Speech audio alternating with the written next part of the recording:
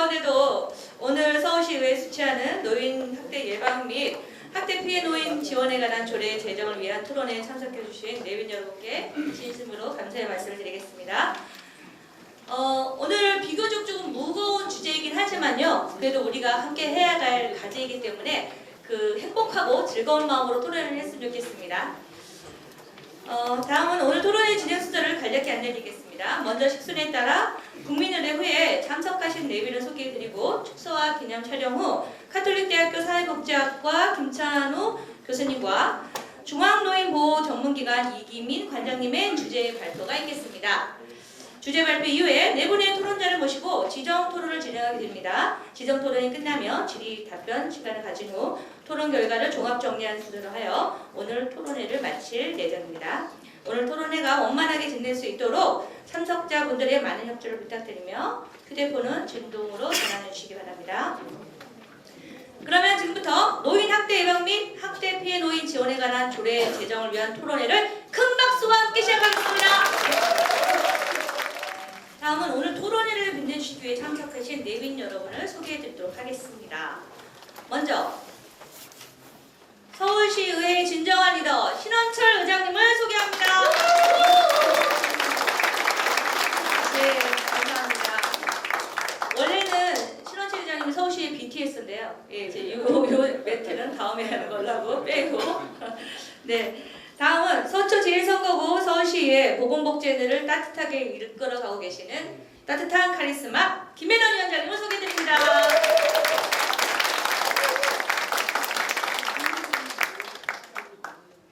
작은 체구에도 뿜어나오는 카리스마 우리 김생아 부의장님을 소개해드립니다. 예, 감사합니다.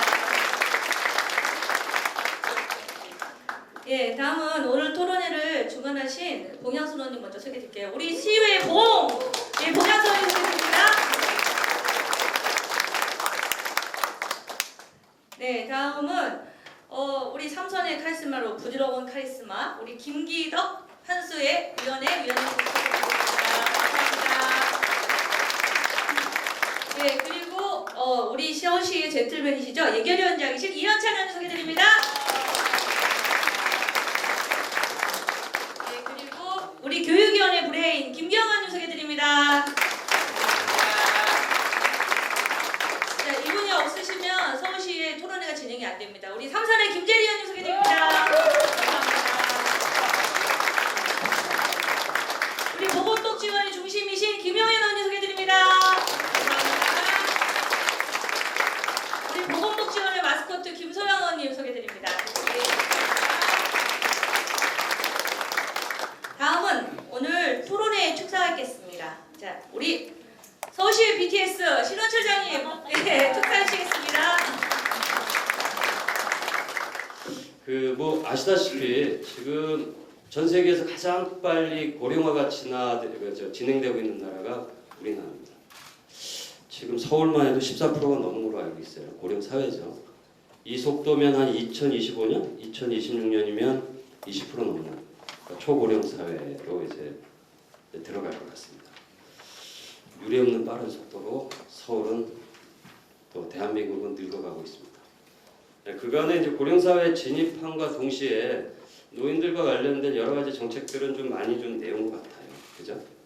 그런데 이 학대 문제라든지 그러니까 인권 문제를 갖고 우리가 이렇게 사실 들여다볼 기회가 좀 별로 없었습니다. 무슨 자료를 보니까 지금 한 해 2천여 건의 노인 학대가 발생하고 근데 그 가해자의 90%가 가족이라고 합니다. 사실 저도 조금 안타까운 일인데 저희 아버님이 지금 치매 걸리셔서 어머님이 좀 부양하고 계세요. 근데 어머님이 어느 날 울면서 전화가 오셨더라고요. 그때 폭력을 쓰면 이제 치매가 이제 많이 좀 진행되고 있다는 증표인데 이제 폭력을 쓴다는 거죠. 이거야 이제 다 공개가 되지만 그 외 은밀하게 폭력이 진행되고 있는 상황들이 좀 많으리라 이제 생각이 듭니다. 그러니까 외부의 도움을 요청하기도 그렇고 이게 가족이기 때문에 고통을 숨기는 경우가 많고요. 실제 피해는 더 많으리라 생각이 듭니다. 저는 우리 모두가 다 노인이 됩니다. 이게 노인의 문제가 노인들의 문제가 아니라 우리의 문제이기도 합니다. 핀란드 같은 경우도 노인을 보고 자기 미래를 이렇게 상상한다고 합니다. 그러다 보니 그 노인 정책에 대한 더 많은 애정을 갖게 되겠죠. 그래서 저는 오늘 이렇게 뜻깊은 또 이 토론회를 주관하신 봉영순 의원님께 다시 한번 감사드리고, 또 이제 우리 토론회 또 발제도 하시고 또 전문가들 오셨는데, 오늘 저 서울시 의회에다가 또 좋은 이 주제 하나 훅 던져주십시오. 보건복지에서 잘 또 녹여내리라 생각이 듭니다. 여러분 10월의 마지막 날 잘 보내십시오. 감사합니다. 오늘 이렇게 토론회 자료 보니까 우리 의원님들 많이 오셨네요. 우리 보건복지 의원님들도 많이 오셨고 부회 의원님도 많이 오셨어요. 또 의리를 지키기 위해서 대표단에서 많이 오셨고, 하여튼 우리 봉영수 의원님의 인기를 저도 실감하는 그런 자리인 것 같습니다. 어떤 그 노인 학대에 대해서 관심을 가지고 토론회 주최해 주신 봉영수 의원님에게 감사의 말씀 드립니다. 역시 그 노인 문제는 심각하죠. 우리가 대비를 많이 해야 되고 계획도 많이 세워야 된다고 생각합니다. 그중에 가장 중요한 게 노인 학대 문제가 아닌가 싶습니다. 지금 전국적으로 보더라도 노인 학대 문제 건수가 굉장히 많이 보고가 되고 있고 서울시도 그렇습니다. 하여튼 오늘 토론을 통해서 노인 문제, 노인 학대 문제 어떻게 풀 수 있는 것인지 아주 다양한 대안들이 도출되길 바라보겠습니다. 저희들도 함께 하겠습니다. 감사합니다. 다음으로 서울시 보건복지위원회 김혜란 위원장님의 축사가 있겠습니다. 네, 큰 박수 부탁드리겠습니다. 같이 좋은 주제로 또 토론회를 열게 되어서 환영하고 또 그리고 감사드리는 시간인 것 같습니다. 특별히 또 우리 정말 존경하는 우리 봉영수 의원님, 저도 옆에서 손잡고 봉을 잡았습니다. 위원회에서 아주 멋진 활약으로 아주 좋은 일들을 많이 하고 계시고, 또 지역에 또 이러한 과제들을 가지고 이렇게 서울시의 전체 일로 이렇게 만들어내시는 아주 특별한 날인 것 같습니다. 오늘 중요하게 토론회를 위해서도 또 많은 또 교수님들, 제철원 교수님, 또 김성호 변호사님, 이기민 관장님, 민진홍 관장님, 또 우리 배영호 기획관도 오시고, 또 우리 서울복지재단, 50플러스 재단, 그리고 사회서비스 원까지 이렇게 함께 이 자리를 빛내주신 것 같습니다. 모쪼록 정말로 시기적절한 주제가 아닐 수가 없습니다. 우리 이제 2004년에 그 노인복지법을 통해서 이제 노인 학대 예방을 정부의 책임 있는 그런 일로 만들었지만 서울시는 좀 뒤늦은 감이 있는 것 같습니다. 곧 나아가서 우리들의 일이고 또 우리 가족의 일이고 사회의 일인 것 같습니다. 서울시는 어르신들 그리고 또 지역에서 이러한 돌봄을 위해서 많은 애를 쓰고 있습니다. 그 애쓰는 것이 더 빛을 발하는 그런 시기들이 다가옴에 따라서 오늘 이 토론회는 너무나 중요한 것 같습니다. 여기 계시는 모든 분들의 지혜로운 그러한 그 경험을 바탕으로 좋은 토론회를 토대로 좋은 조례가 탄생하기를 또 기대하겠습니다. 여러분들의 아주 소중한 경험을 많이 알려주시고 저희도 함께 하신 의원님들과 함께 이 조례를 위해서 애쓰도록 하겠습니다. 여러분 만나서 반갑고 우리 봉양수 의원님께 큰 박수 한번 더 보내드리고 그리고 항상 저희가 20번도 넘는 토론회를 저희 위원회에서 했습니다. 올해 들어서 많은 토론회를 통해서 또 앞으로 행정감사 그 이후에 예산까지 가는 길목에서 많은 일들을 한 보건복지위원회에도 박수 보내주시고요. 그리고 또 이 토론회를 위해서 저희 위원회 또 직원들이 굉장히 애를 많이 썼습니다. 여러분 우리 위원회 직원들에게도 박수 한번 보내주십시오. 저희들 함께 열심히 그리고 성실하게 잘 하도록 하겠습니다. 여러분 반가웠습니다. 고맙습니다. 네, 다음은 박원순 서울시장님의 축사 차례지만 바쁘신 일정으로 영상으로 축전을 보내주셨습니다. 영상을 노인 보겠습니다. 학대 예방 및 학대 피해 노인 지원에 대한 조례 제정을 위한 토론회를 축하드립니다. 사회가 눈부시게 발전하고 하루가 다르게 변하고 있지만 항상 우리 곁을 든든히 변함없이 지켜주시는 분들이 계십니다. 바로 저희의 부모님이고 사회의 어르신들입니다. 그런데 정말 안타깝게도 노인 학대 문제가 매년 증가하고 있다고 합니다. 이에 대해 서울시는 사전 예방과 사후 조치에 노력하고 있는데 법적 근거가 없어서 어려움이 있었죠. 그런데 오늘 이렇게 모여 제도를 마련하고 사회적으로 문제를 환기시키는 뜻깊은 토론회에 멀리서나마 감사의 마음을 전하고 싶습니다. 오늘 서울시 거주 어르신에 대한 학대 근절을 위해 우리의 미래인 어르신들의 평온한 노후를 위해 함께 머리와 마음을 모으는 뜻깊은 날이 되기를 소망합니다. 오늘 토론회 주관하신 홍양순 의원님을 비롯한 함께해 주신 모든 분들께 감사드리고 좋은 의견 많이 부탁드리겠습니다. 감사합니다. 네, 마지막으로 오원식 국회의원님께서 영상으로 축사를 보내주셨습니다. 80대 치매 노인이 몽둥이로 폭행을 당하는 사건이 발생했죠. 치매 노인이 말을 듣지 않는다고 해서 폭행을 했다는데 참으로 끔찍합니다. 고령화 사회로 접어들면서 노인 학대는 더 이상 낯설지 않은 사회적 문제로 대두되고 있습니다. 노인 학대는 해마다 늘어서 작년 한 해만 해도 15,000건이 넘었습니다. 정말 가파르게 증가하고 있습니다.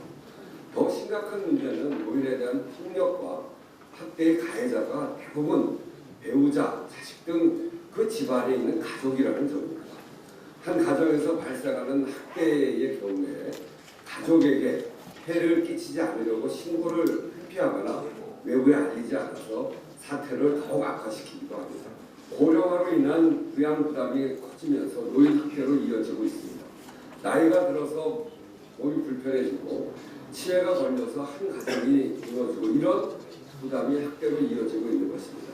이 문제는 더 이상 개인의 문제가 아니라 아주 중요한 사회적인 문제인 것입니다. 노인 학대 예방을 위한 근본적인 해결책은 노인 복지를 강화시키는 것입니다. 문재인 정부는 국민의 삶을 책임지는 국가를 지향하면서 치매 국가 책임제를 추진하고 있습니다. 이와 함께 노인 학대를 발견 단계에서부터 사후 관리까지 전면에 걸쳐서 근절할 수 있도록 근본적인 해결책 마련이 필요합니다. 노인학대 예방과 학대 피해 노인의 지원이 중요해지고 있는 이 시점에 서울시에서 조례를 제정하기 위한 토론회를 개최한 것은 매우 뜻깊은 일입니다. 토론회를 주관해 주신 서울시의회 봉양순 의원님과 보건복지위원 여러분께 감사의 말씀을 드립니다. 건강하고 안전한 노후가 보장되는 서울시가 되기 위해서 함께 노력합시다. 감사합니다. 네, 다시 한번 영상을 보내주신 오원식 의원님께 다시 한번 큰 박수 부탁드리겠습니다. 노인 학대 앞에서도 많이 말씀하셨지만 한 무거운 주제이고 상당히 이제 지금 현재 노인 인구가 워낙 급증을 하고 있어서 시기적으로 또 상당히 이제 중요한 그런 조례가 되지 않을까 이렇게 생각합니다. 이번에 이제 학대와 관련해서 조금 그 초점을 좀 맞춰달라고 해서 그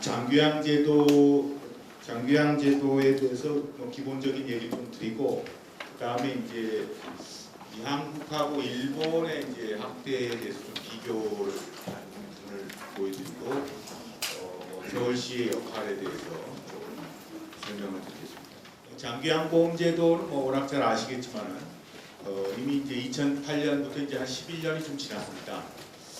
이제 지금 현재 2010 좀 이따 다시 자세하게 나오겠지만 15, 16년을 지나면서 그전에 한 6% 정도였다가 7% 이렇게 됐다가 9%까지 상당히 증가하고 특히 급여비 지출 이거는 이제 보험료 플러스 이제 본인 부담 들어가서 4조 정도에서 7조까지 작년에 들었습니다. 상당히 이제 급격하게 좀 증가를 하는 추세죠. 우리가 그 서비스 제공 기관이 한 지금 2만 1,000개 이상 이렇게 있습니다. 이 중에 이제 시설이 5,300개예요. 서울 같은 경우는 좀 전에 좀 나오지만 그렇게 많지 않고 서울은 한 500에서 600개 정도인데 그건 왜냐하면 이제 경기도가 제일 많은데 경기도를 또 서울 분들이 많이 이용하기 때문에 그렇습니다. 제가 이제 서울시에서 주로 지금은 이제 안 하지만 이제 몇 년 전까지 했던 일 중에 하나가 요양시설 인증 심사위원장을 했었습니다. 그래서 서울시는 이제 실제로 장교양제도 초기에는 그렇게 관여를 많이 하지는 않았는데 한 2010한 2, 3년 지나면서 서울시만의 독자적인 모델을 많이 했었는데 그 중에 가장 그 임팩트가 있던 거는 이제 데이케어의 그 야간, 원래는 이제 데이케어라는 개념이 이제 낮에 하는데 야간 보호할 때 서울시가 예산을 지원을 하기 시작했습니다.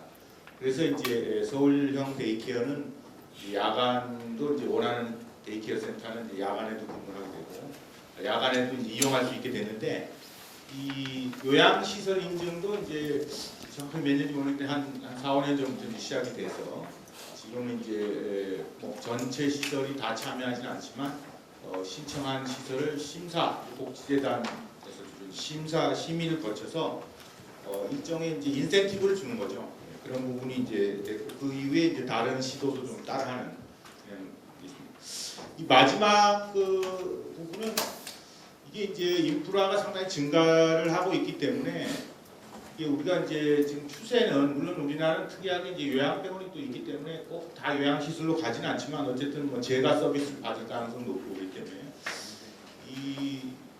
이런 인프라에 이제 어떤 의존을 할 가능성이 굉장히 높아지는 거죠.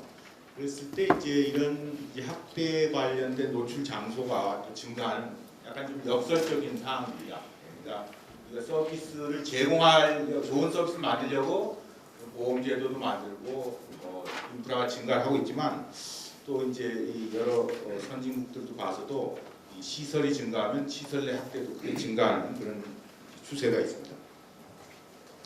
이건 뭐 수급 현황 간단하게 이제 이게 이제 2018년도에 지금은 이제 건강보험공단에서 1년에 한 번씩 통계 자료를 발표하기 때문에 8월에 이제 발표했는데 올해 8월에 전체 노인 760만 명이 한 100만 명이 신청을 한 거고 판정자는 한 67만 명 정도 됩니다.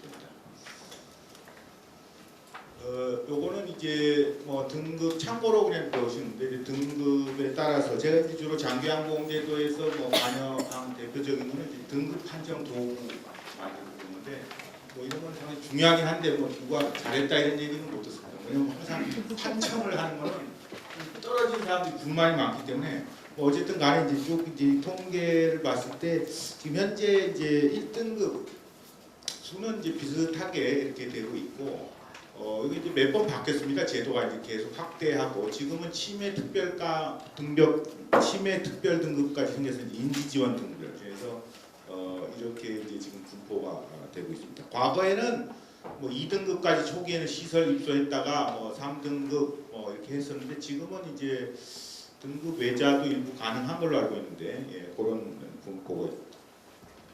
뭐 이제 요거는 이제 시도별 그 인정자 현황입니다. 그래서 서울 같은 경우는 이제 한 10만 명 정도, 경기도가 14만 명인데, 근데 이 서울 10만 명 중에서는 이미 서울에 주소가 있지만 경기도에서 시설로 가신 분들이 있기 때문에 뭐 실제 이 중에도 좀 다수가 서울에 출신 노인분들이라고 볼 수 있고요. 서울 경기가 탁월하게 많습니다. 노인 수 입장에서는. 그 다음에는 이제 이거는 이제 시설 이제 제가하고 뭐 이런 그 요양 시설 합쳐서 이제 설명을 드리는 건데 뭐 아시다시피 이제 경기도가 제일 많습니다.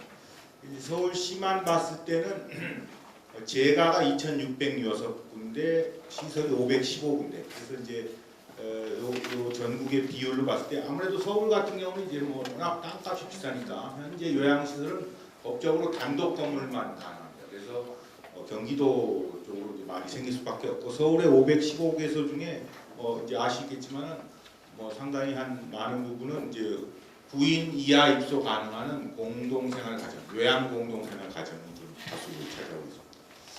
간단하게 보시면은 이제 좀 우리가 한 10년이 넘었지만 이 제공기관을 선택하는 데 있어서 정보가 좀 이야기합니다. 그래서 서울시 뭐 박원순 시장님 특히 이제 이쪽에 관심이 많으셨는데 그 이유 중에 하나는 민원이 지속적으로 올라오는 거예요. 민원이 왜 이렇게 요양시설이 질이 낮냐? 민원이 올라오는데 그런 질이 낮고 안 좋다 그래서 그 지역에 사는 주민들, 노인분들이 충분히 그 정보를 받기가 어렵습니다.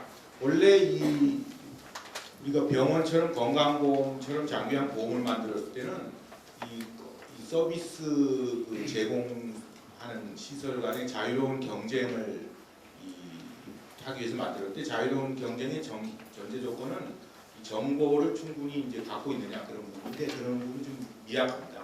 그래서 이제 그런 게 이제 좀 문제가 되고 있고요.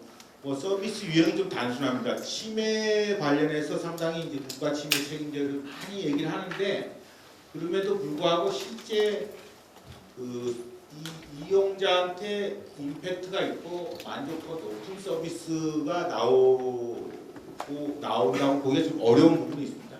그거는 이제 이게 어떤 특정한 주체가 못했다라는 게 아니라 치매라는 특성이 이게 다른 질병하고 달리 치매에 의해서 치매를 좀 치료하는 개념은 아니기 때문에 조기 진단 이런 것도 있고 또 치매에 대한 뭐 돌봄, 치매 수발 부담을 감수하는 이런 쪽에 있다 보니까 이제 쉽지는 않습니다. 그래서 이제 이런 부분은 건보 서비스로는 좀 한계가 있고 서울시나 이런 지자체에서는 좀 추가 서비스 같은 것도 좀 필요하긴 합니다.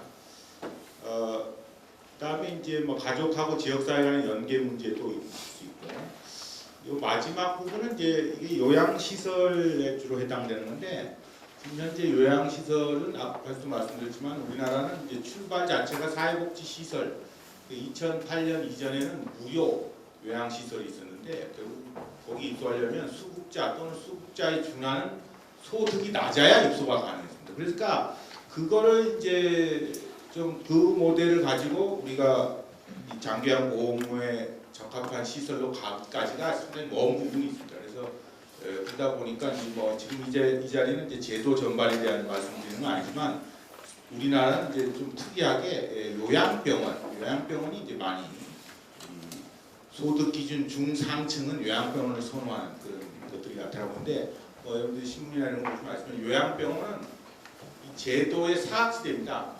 그러다 보니까 뭐 화재라든가 인력, 야간 인력 이런 부분을 감독하는 주체가 명확하지가 못해요. 그래서 이게 또 그런 문제가 있고 그래서 일단 시설에 입소하게 되면 이게 지나치게 또 시설 입소자는 이제 거기에 병을 치료하려는 게 아니라 자기 삶을 이제 유지하기 위해서 간 건데 이 라이프 스타일에 대한 과도한 제한이 많이 발생합니다. 이 민간 부분을 유치하면서 민간 부분의 중간이라든가 개인 시설에 대한 불신이 강하기 때문에 뭐 본인 부담금을 갖다가 좀 자율성을 준다라든가 그래서 뭐 이제 시설에 입소한 분은 뭐 커피 한 잔 먹으려고 먹을 수가 없고 그러니까 이제 상당히 이제 이거 어떻게 보느냐 이런 부분에 대해서 이건 뭐 특별히 뭐 어디가 문제가 있다 그런 것보다는 사회적으로 우리가 요양 시설에 대해서는 뭔가 이게 자기가 살러 들어간 그런 마지막 삶을 좀 즐겁게 보내려는 건데 이제 거기 딱 들어갔을 때 모든 자유를 억압하는 그런 시설은 아니라 그런 점에서는 좀 우리가 고민을 해볼 필요가 있습니다. 뭐 유사한 부분인데 이런 부분은 이제 뭐 이제 제도 관련된 우리하고 이제 마지막에 이제 그 보시면 이제 주거의 연장선에서 이제 장기요양이 중요해지는데 이게 이제 뭐 몇 년 전부터 나온 얘기지만은 결국 그 노인 장기요양 제도가 성공하려면은 재가복지 서비스, 요양 시설이 잘 돼서 되는 것이 아니고 이 선언국의 예를 보면은 이 노인 전용 주거 시설이 잘 갖춰져야 됩니다. 그래서 그 노인들이 집에 있다가 진짜 막 힘들어가지고 이제 거의 뭐 삶을 얼마 안 남은 상태에서 요양시설로 가게끔 만든 게 아니라 뭔가 노인분들이 좀 건강할 때 약간의 지원이라든가 서비스를 받으면서 좀 노후를 보낼 수 있는 곳 이런 이제 노인 전용 아파트라든가 노인 주거 단지 이런 것들이 많이 된다면은 실제로 장기요양 보험제도 자체의 부담도 좀 줄이고 이용하실 수 있는 노인분들 그러니까 오늘 우리가 얘기하는 학대 문제도 상당히 중요한 부분이 해결이 가능합니다. 근데 이제 이런 것들이 이제 뭐 아무래도 쉽지가 않겠죠. 그래서 이제 그런 부분에 대해서 좀 이제 필요한 부분이 있고 이 이제 서울시가 이렇게 늦게 이렇게 장기요양에 좀 관심 갖게 된 이유 중에 하나는 이 노인 장기요양 보험은 우리나라 국민건강보험공단하고 복지부가 좀 관여하기 때문에 강력한 이제 중앙집권 체제로 되어 있습니다. 보험료 징수 및 관리 감독. 근데 지자체는 굉장히 이 역할이 이렇게 많지는 않습니다. 그래서 이거 딱 이렇게 요 정도로 되어 있습니다. 그런데 이 장교양 기관 설치 및 지정 권한이 있음에도 불구하고 이 부분을 초기에 충분히 활용을 못했습니다. 그 이유는 이제 뭐 당장 제도는 만들었는데 없으면 안 되잖아요. 그래서 이제 그런 부분에 대해서 제도 초반에 이제 충분한 이제 감독을 못하다 보니까 이제 약간 질적으로 좀 하락한 시설도 많이 등장하는 그런 부분입니다. 근데 이제 우리가 2차 장교양 기본계획을 이제 재작년에 세웠었는데 이 인프라 조성에 이제 지방자치단체, 뭐 서울시 또는 각 구청 이런 데도 이제 같이 역할을 하는 거고, 서울시가 실제로 이제 다른 그 광역자치단체나 기초자치단체에 비해서는 노력을 해왔습니다. 이런 인증제 도입 같은 걸 해서. 그래서 이제 특히 또 최근에 추세는 지역 사회에서 오랫동안 거주하게 만드는 겁니다.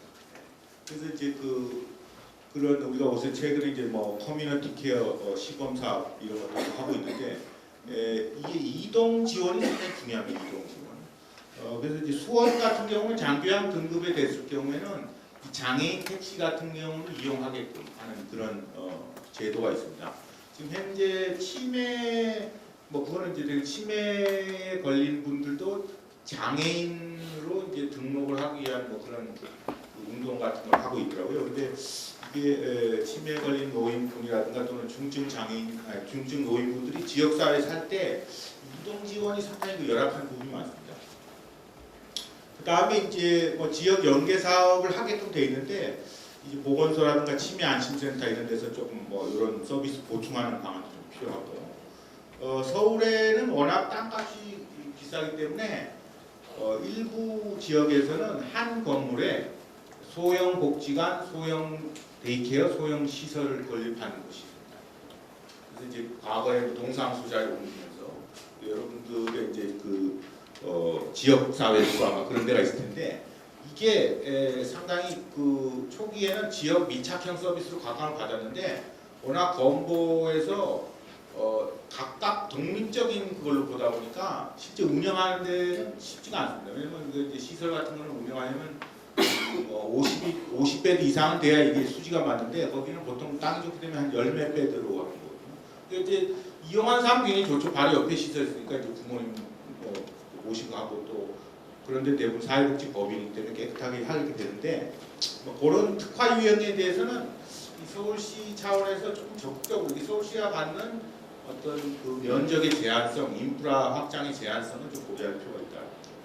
이제 마지막에 이제 조례 및 이런 장치를 통해서 이 부분에 대해서는 지방자치단체가 아주 적극적으로 관여를 해야 할 그런 때가 아닐까 생각합니다. 시간이 많이 없기 때문에 학대 부분은 이제 뒤에 다시 자세하게 발표를 해주시기 때문에 기본적인 내용만 들어요.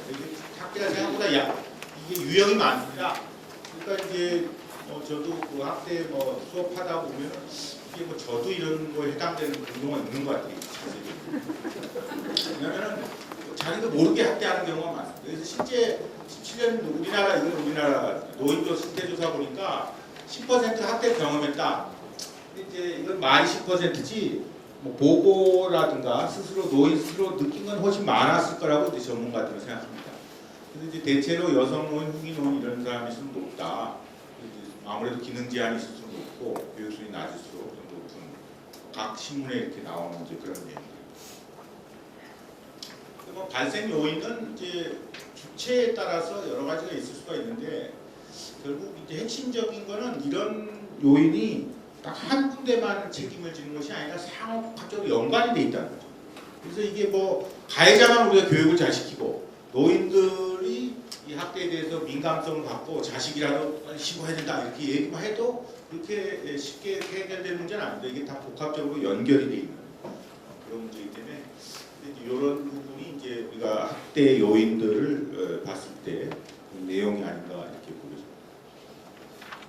우리나라가 지금 현재 다른 토론자라든가 발제자도 얘기를 하셨지만은 시도성 문제가 있을 수 있고 신고율이 저조한 거 이거는 아무래도 이제 특히 이제 아동 학대하고 달리 노인들이 이제 물론 아동 학대도 이제 아동 스스로 신고하기는 어렵지만은 이제 그 전문 제3자가 신고하기가 그나마 좀 눈에 띄는 현상으로 되고 있는데 노인 같은 경우 이 재가 가정 내에서 발생하는 경우에 그 신고 자체가 상당히 어려운 부분도 있고 부모 스스로 좀 부모 세대가 좀 참으려고 하는 그런 게 좀 강한 것 같고 이런 부분 여기 특히 이제 치매가 걸리신 분들에 대한 우리가 그 의사결정 인지 능력에 대한 이제 그 신뢰성 이런 부분이기 때문에 이게 이제 더 이분들이 학대에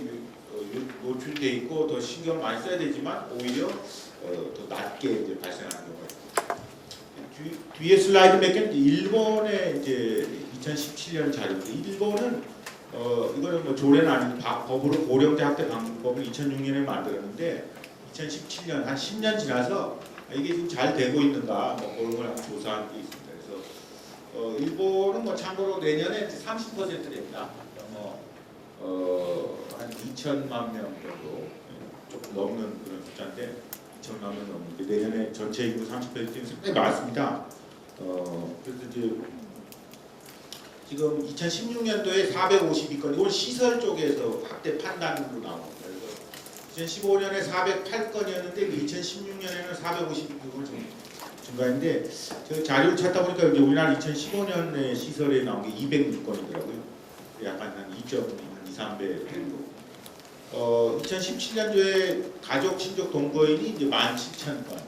아까 앞에 의원님이 발표하신 자료에도 나와 있지만 우리나라가 이제 5,188건인가 뭐 5,200건 정도 돼요. 한 3배.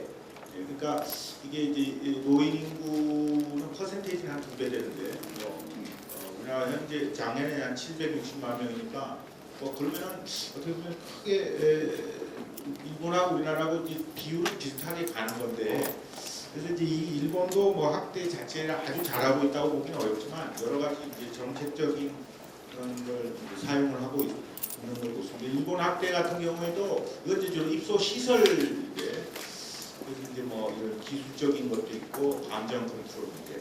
뭐 이게 이제 실제로 중요한 게 우리가 이제 감정 노동자 이런 부분이 있는데 이런 것도 있고 신체적 학대, 심리적 학대, 방임 순서로 이렇게 돼 있습니다. 입소 시설에서 고령자를 이제 학대한 경향을 보면 이제 인지증.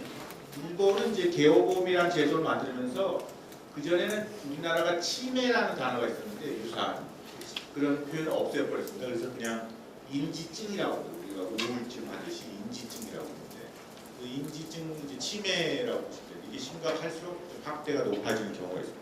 그래서 앞에서 말씀드렸지만 시설에 우리가 치매가 있으셔서 도저히 케어하기 어려워서 시설로 보낸 이유는 시설에서 좀 더 좋은 케어를 받으라고 보내드렸는데 치매가 있을 경우에는 학대를 받는 확률이 높아진다. 이게 또 이제 등급이 높을수록 이제 신체적 학대 비율이 높다는 거죠. 또 와상 상태가 심할수록 신체적 학대 방임 뭐 이런 것도 이제 높은 걸 볼 수 있습니다. 그래서 이제 여기 보시면은 개호봉 3시설이라는 거는 이제 일본은 이제 약간 시설이 세 가지인데 어쨌든 큰 우리가 말하는 요양시설, 대규모 요양시설이 신체적 학대 및 방임 비율이 높았습니다. 이 치매 공동생활 개호라든가 소규모 다기능 거택 개호는 심리적 학대 비율이 높았고 이제 신체적 학대는 좀 낮았다 볼 수 있습니다. 근데 일본에는 이런 소규모 다기능형 개택 개호라는 게 있습니다. 이거는 우리나라의 데이케어 거기다가 플러스 9명 정도는 숙식을 할 수 있게끔. 그러니까 지금 현재 우리나라 개념으로는 그 우리나라의 공동생활 가정 플러스 데이케어를 합친 겁니다. 우리나라에 지금 없습니다. 우리나라가 그걸 좀 만들어서 지금 시범 사업을 하려고 그러는데 그걸 만들 필요가 있는데 이건 뭐냐면 데이케어는 낮에만 하고 이렇게 오셔야 되잖아요. 근데 이제 가족이 돌보는다 뭐 여행을 갈 수도 있고 가족이 너무 힘들어서 좀 며칠 쉬고 싶을 때 잠깐 어디다 맡겨야 되는데 이거는 요양시설은 그렇게는 안 받아줘요. 잠깐 맡기는 데가 이제 데이케어 플러스 되는 소규모 단위는 학대자 돌봄 부담, 피학대 장애 이게 이제 전형적으로 긴병 끝에 효자 없다라는 그런 겁니다. 그죠? 이제 학대자가 돌보면 가족이 발생하는 겁니다. 노인 장기요양보험 초기에 필요성 중에 하나가 가정 내에 발생하는 학대를 줄이자는 거죠. 그 다음에 이제 내용 자체 이렇다라는 거 시간이 다 돼가서 그다음에 이제 지금 현재 그 일본에서는 이제 그래서 일단 발생하면 학대자로부터 분리를 하게 되는데 가정 내에서 이게 27.8%인데 그 중에서 이제 또 35.1%는 개호보험 서비스 이용에 분리했다라는 건 이제 뭐 시설을 보낸 건데 이게 현재 우리나라에서 이 여성, 그러니까 매많은 여성이라든가 여성들을 쉼터 같은 데 보낼 수가 있는데 노인분들 같은 경우는 학대가 있다고 해가지고 일시적인 대피는 가능하지만 그러면 이제 이 시설로 가야 되는 그런 근데 시설로 가야 되는데 이 장교양 등급이 안 될 경우는 시설도 못 가는 거죠.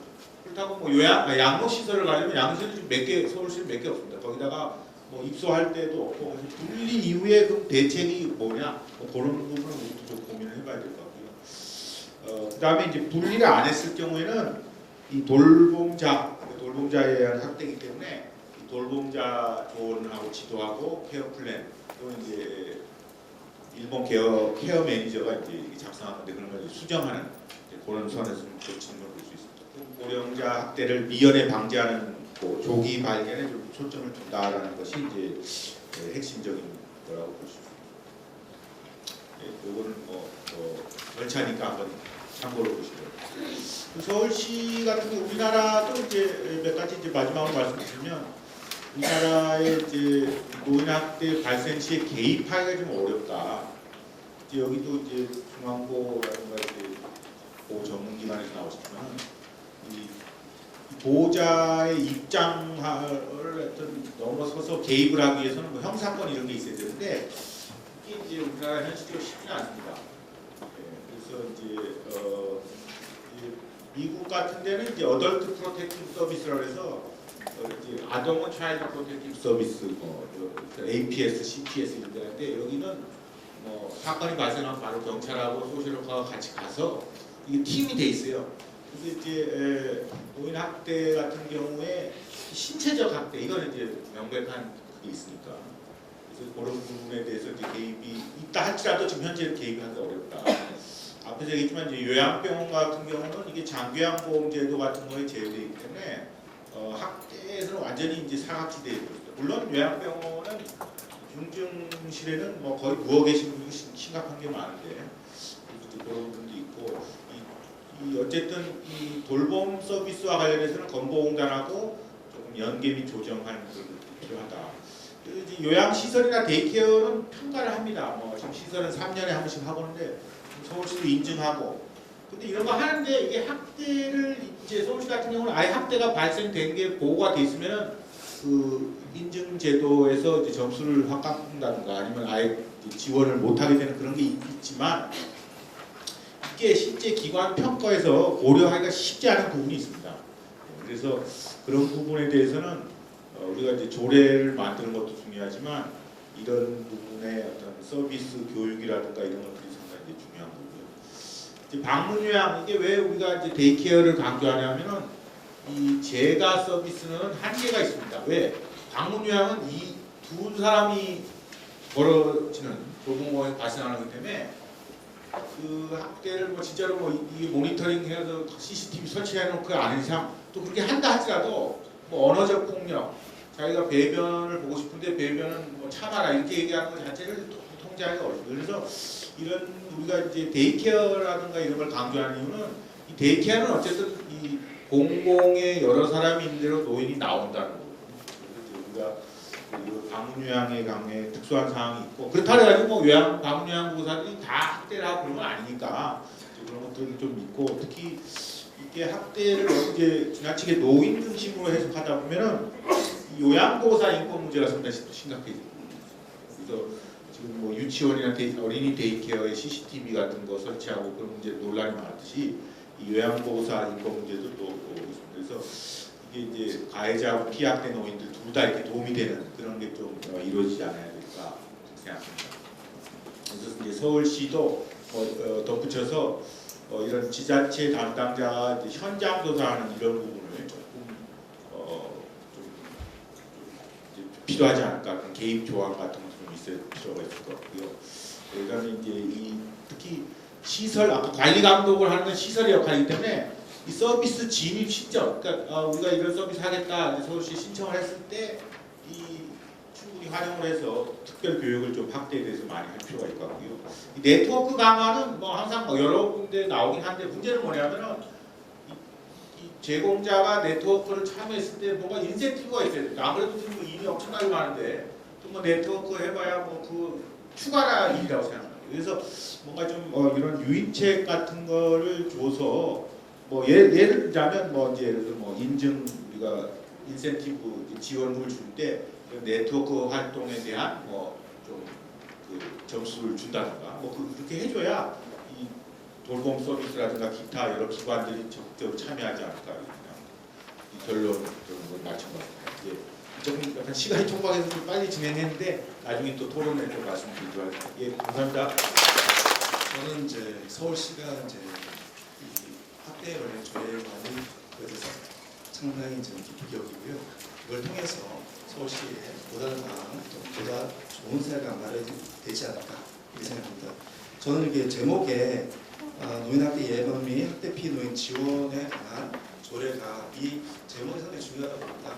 사실 노인학대에 있어서 가정내학대가 저희가 89%를 차지하고 있습니다. 따라서 가정 내의 학대를 조금이라도 줄일 수 있는 방안을 모색한다는 건 중요한 거고요. 그것이 이제 학대에 대응하는 기관만의 역할이 아니라 우리 서울 시민의 같은 역할로 같이 가는 게 더 낫지 않을까 이렇게 생각합니다. 따라서 그런 관련해서 저는 이제 조례에 이런 게 담으면 어떨까요? 생각하는 그런 의견들을 좀 담아서 정리해봤습니다.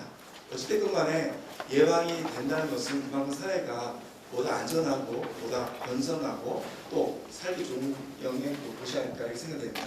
따라서 저는 한 7가지 내용에 대해서 조례에 이런 식으로 담아보면 어떠실까 의견을 하고요. 요 하나씩 말씀을 드리겠습니다. 먼저 조례 제정의 목적에 기본 원칙으로서는 서울시와 시민의 책임 있는 역할 구조니 담겨 있으면 어떠실까. 그 다음에 서울시만의 고유의 학대 대응 사업을 이렇게 담으면 더 낫지 않을까 이런 생각이 듭니다. 또 하나는 이제 이걸 목적을 담으실 때 조례 제정 시에 학대 예방의 기본적인 방침이나 시책 또는 대응 체계의 준비, 특히 저희들은 이제 원가정의 기능을 회복할 수 있도록 도와주는 지원해서는 그 조례는 더 좋지 않을까 이런 것들을 담은 그 목적 안에 담을 수 있으면 좋지 않을까 생각합니다. 또 하나는 학대 행위자에 대한 조치와 지원도 함께, 왜냐하면 가족이기 때문입니다. 저희가 학대 행위자들 중에 가장 넘버원이 이제 아들이 경우가 많습니다. 따라서 행위자에 대한 지원은 결국 그 가족을 지원하고 또 그 가족의 피해 놓인 지원을 뿌리될 수 있기 때문에 그거에 대해서 좀 더 목적 안에 그런 담으면 어떨까 생각하고요. 조례에 혹시 이제 저는 이제 기본 이념이 좀 담겨 있으면 어떨까 생각이 들어서 그런 기본 이념이 만약에 노인의 어떤 권리를 좀 옹호해 주는 그런 거를 기반을 원칙을 삼아 주시면서 한 4가지 이건 예입니다. 꼭 이렇게 하는 것은 아니고요. 예로서 말씀드리는데 기본 이념으로 학대로 인한 노인 인권 침해가 발생하면 안 된다. 또 어떠한 이유든지 근절되어야 한다. 두 번째는 학대 예방은 지역사회 전체의 문제이며 지역사회 전체가 연대해 나가야 된다. 세 번째는 노인 정책은 노인의 존엄을 지켜주는 걸 최우선으로 다뤄줘야 된다. 네 번째는 학대 피해 가정의 기능 회복에 있어서 학대 행위자에 대한 지원 정책을 실시해야 된다. 노인복지법을 따라간다 하셨으니까 노인복지법 다른 내용을 담는데 이런 내용을 노인 학대 정의나 행위에 대한 규정이나 또 행위자 또 이런 내용을 정의가 좀 담겨 있으면 좀 좋지 않을까. 이름으로써 보다 적극적인 지원 정책이 마련되지 않을까 생각이 들어서 요거에 한번 다뤄보시면 어떨까 생각합니다. 요거는 이제 저희가 조례에 대한 이제 지역사회의 책무란 그런 조항으로 담기면 좋을 것 같은데요. 3가지로 담겼으면 좋을 것 같습니다. 먼저 이제 아무래도 서울시장님의 어떤 책무, 그다음에 시민의 책무, 그다음에 관계기관의 책무가 담겨있으면 좋겠다 생각하는데요.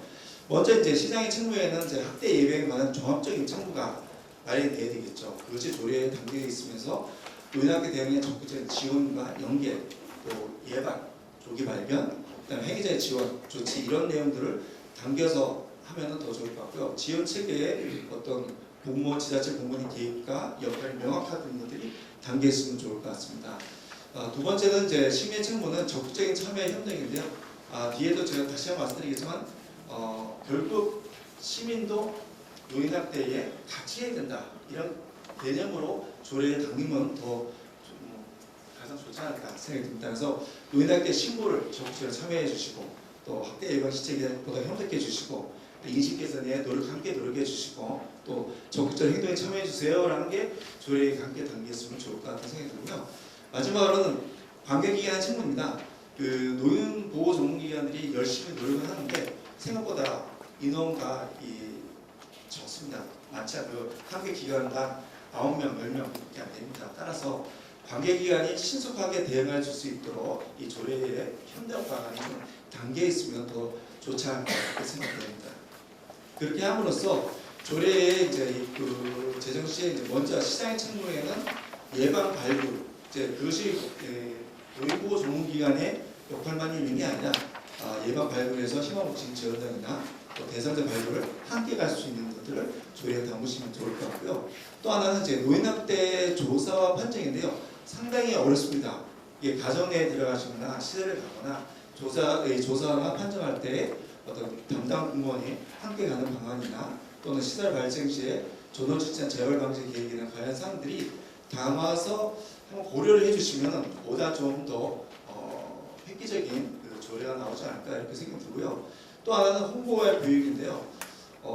노인학대에 관해서는 이제 이 홍보가 굉장히 중요합니다. 왜냐면 어쨌든 어르신들이 내가 어디에 전화를 해야 되고 내가 어디에 도움을 받으면 좋을까 이게 가장 핵심적으로 적극적 홍보가 되어야 됩니다. 그렇게 함으로써 보다 나은 예방 교육이나 또 보다 나은 인권 교육보다 훨씬 더 의미 있는 그런 내용이 되지 않을까 이렇게 생각합니다.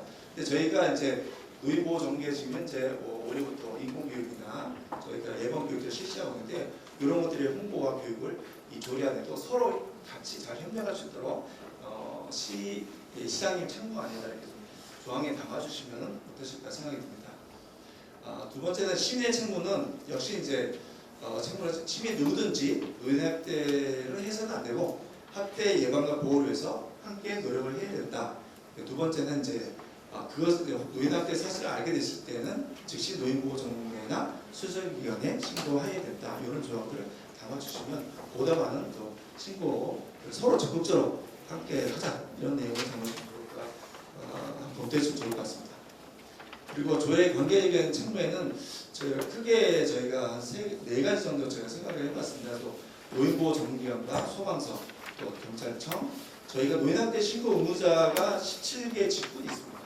따라서 그분들이 함께 할 수가 있습니다. 요거를 함께 담으시면 어떨까 생각이 들고요. 조례 제정 시에도 이와 관련 기관들에 대해 책무로서 담아주시면 좀 더 관계기관에 효율적인 업무가 연계되지 않을까 생각하고요. 노인보호 전문기관은 자료에 보신 대로 이와 같은 걸 하고 있으니까 그런 되고요. 경찰청에서는 이제 학대받은 통보나 현장 조사 시에 경찰 동행의 의무나 응조치 또는 사실 노인학대 집중 신고 기간이 경찰서가 하고 있습니다. 매년 6월달 되면은 경찰청에서 직접 하는데 서울에도 함께 이걸 할 때 보다 노인보호 전문기관과 유관기관과 함께 신고의 달로 6월달을 왜냐하면 저희가 6월 15일이요 노인학대 예방날 기념 예방날 정해져 있습니다. 예방날로 따라서 이걸 기점으로 해서 6월달 전체가 그런 모양으로 집중 신고 기간을 잡아주시면 어떠실까 생각합니다. 마지막으로는 노인학대 신고 문제와 관계기관 책무에는 이제 저희가 신고 기관 직군이 다양하게 있습니다. 의료 직군도 있고요, 법률 직군도 있고, 관련 모임 직군이 많이 있어서요. 저희가 매년 이걸 늘리고자 노력을 하고 있습니다. 따라서 여기에 직군들과 함께 이 조례에 담아주시면 더 좋지 않을까 이렇게 생각합니다. 그리고 이제 조례의 내 학대피 노인과 행위자 역시 본 조례가 지원에 관한 조례시기 때문에 저희가 왜 지원이라 생각하면요, 실은 이제 중앙노인보호전문기 안에서도 노인학대 관련 특례법을 처음에는 이제 고민했습니다. 어제 아동보호 기관들도 아동보호 관련해서 특례법이 있는데 이걸 공부를 하면서 또 연구를 하면서 가다 보니까 아동과 다른 점들이 많이 와요. 왜냐하면 아동은 생애 주기와 노인의 생애가 다릅니다. 아동은 미래지향적이지만 노인의 생애는 그 사는 동안에 가장 안심되게 본인의 가족들과 풍요로운 삶을 살 수 있도록 지원해 주는 게 더 좋다.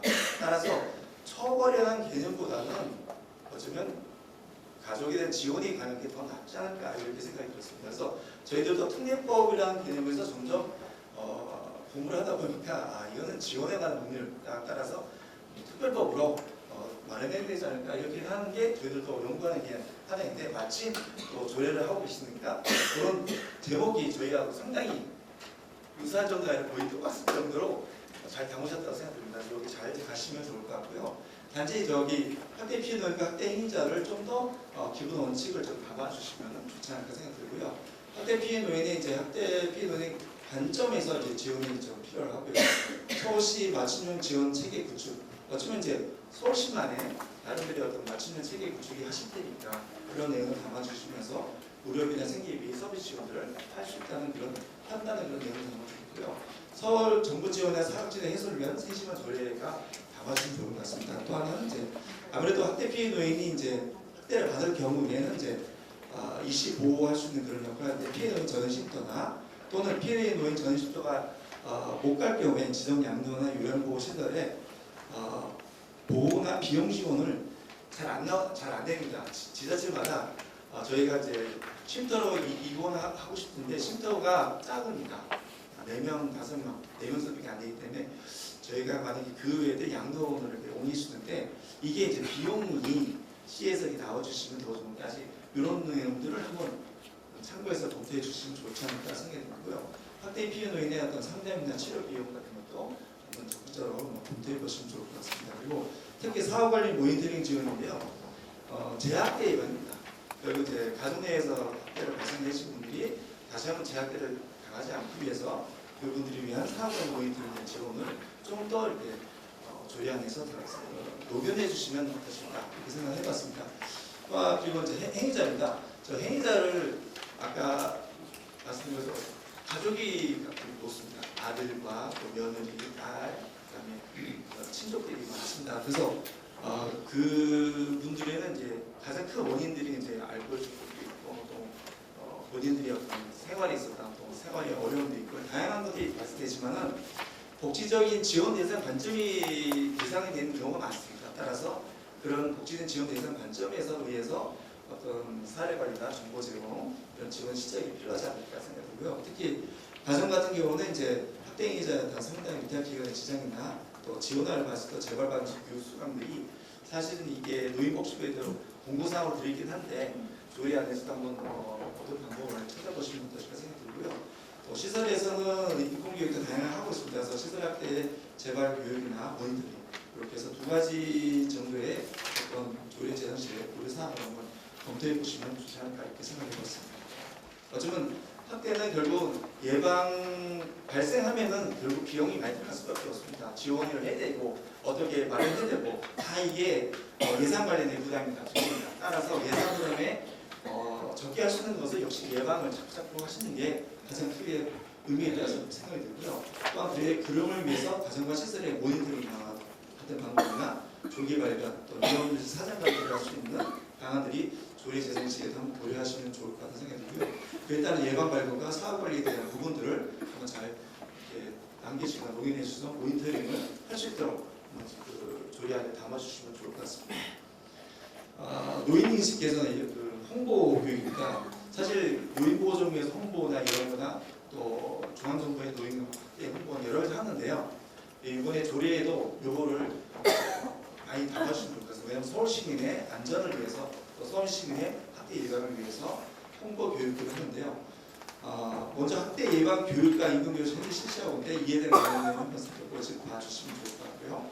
학대 예방이나 보호 정보 제공 또는 학대 예방 홍보 영상 또 특히 이런 전광판에 많이 있거든요. 서울에 있는 큰 정말 많은데 이런 거를 송출할 수 있도록 어떤 규정들이 조금 들어있으면 더 좋지 않을까 이렇게 생각하고요. 전광판에서 저희들이 뭐 학대 예방에 그 관련 자료들이 많이 있습니다. 노인보호 전문가의 그런 내용들을 전문가들의 무료 송출을 이렇게 해주시면 좋지 않을까 생각하고요. 매체를 활용해서도 다양하게 그 서울시나 서울시의회에서 준비하신 다양한 매체를 통한 홍보나 예방 보호에 시민의식 제고를 위한 노력을 조례안에 담아주시면 좋을 것 같고요. 그다음에 이제 노인 활동이나 담당자 지자체 관계자들이었던 교육이나 또 관계 종사자들 학대 예방 교육 이수 이제 지자체 집합 교육들 제방 사항에도 한번 이렇게 이런 교육들을 담아주시면은 보다 더 적극적인 내용들을 하지 않을까 하는 거고요. 이거의 홍보가 가장 중요한 건 어떤 노인에 대한 어떤 편견에 대한 부정적인 인식에 대해서도 상당히 중요한 의미를 갖고 있습니다. 저희 또 노인의 인식을 좀 변화시키기 위해서 6월 10월 행사 때마다 그런 내용들을 많이 담고 있습니다. 그래서 노인에 대한 인식을 좀 더 바꿔주는 것도 함께 학대 예방이라는 부분도 있지만 거기에 노인에 대한 인식 개선을 함께 담아주시면 보다 더 성취나 내용들이 시민들에게 전달될 때 좋지 않을까 생각합니다. 조례 안에 이제 학대 예방을 위해서 전문적인 인재 육성에 대한 지원의 정책이 필요하도록 하지 않을까 생각합니다. 또 전문 인력들의 지원들에 대한 조례 내의 어떤 보장을 할 수 있는 그런 내용의 하나의 어떤 희망사항이지만 또 넣어주시면 좋지 않을까 생각되고요. 지원할 수 있다라는 부분을 많이 쓰시더라고요. 다들 지원할 수 있다, 지원할 수 있다 하는데 조례 안에는 어떤 부분들은 좀 지원해야 한다는 그 명확한 규정을 좀 해주시면 좋지 않을까 이렇게 생각이 듭니다. 할 수 있다는 얘기는 전국적으로 모든 그 지자체 조례마다 할 수 있다는 내용을 다 담으시더라고요. 그래서 근데 할 수 있다가 조금 애매합니다. 이게 희한하게 할 수 있다는 것도 할 수 있는 게 아닌가 생각하는데 막상 또 그 말에 따라서 이렇게 한다 하고 할 수 있다는 내용은 하늘과 땅입니다. 그러니까 그래서 뭐 하늘과 땅을 좀 가깝게 해주시면 좋지 않을까 이렇게 생각이 듭니다. 그러다 해서 하다 보니까 조례 제정 시에 사업 예산이나 인건비 지원, 노인보호 전문기관의 어떤 그 홍보나 이런 거 할 때 또 함께 담아주시고 좋지 않게 생각하면서요. 지정 양로 시설이나 전국적인 어쩌면 노인보호 전문기관뿐만 아니라 모든 기관들이 이 조례에 의해서 많은 도움 받았으면 좋겠다는 생각입니다. 그리고 서울시에서 이제 사무실 지원 같은 것도 이렇게 잘 해주시면 좋겠고 사무실이요. 우린 노인보호전문기관 사무실만 있으면 좋거든요. 특별히 뭐 어르신들이 와서 상담을 공간 사무실만 있으면 충분히 가능합니다.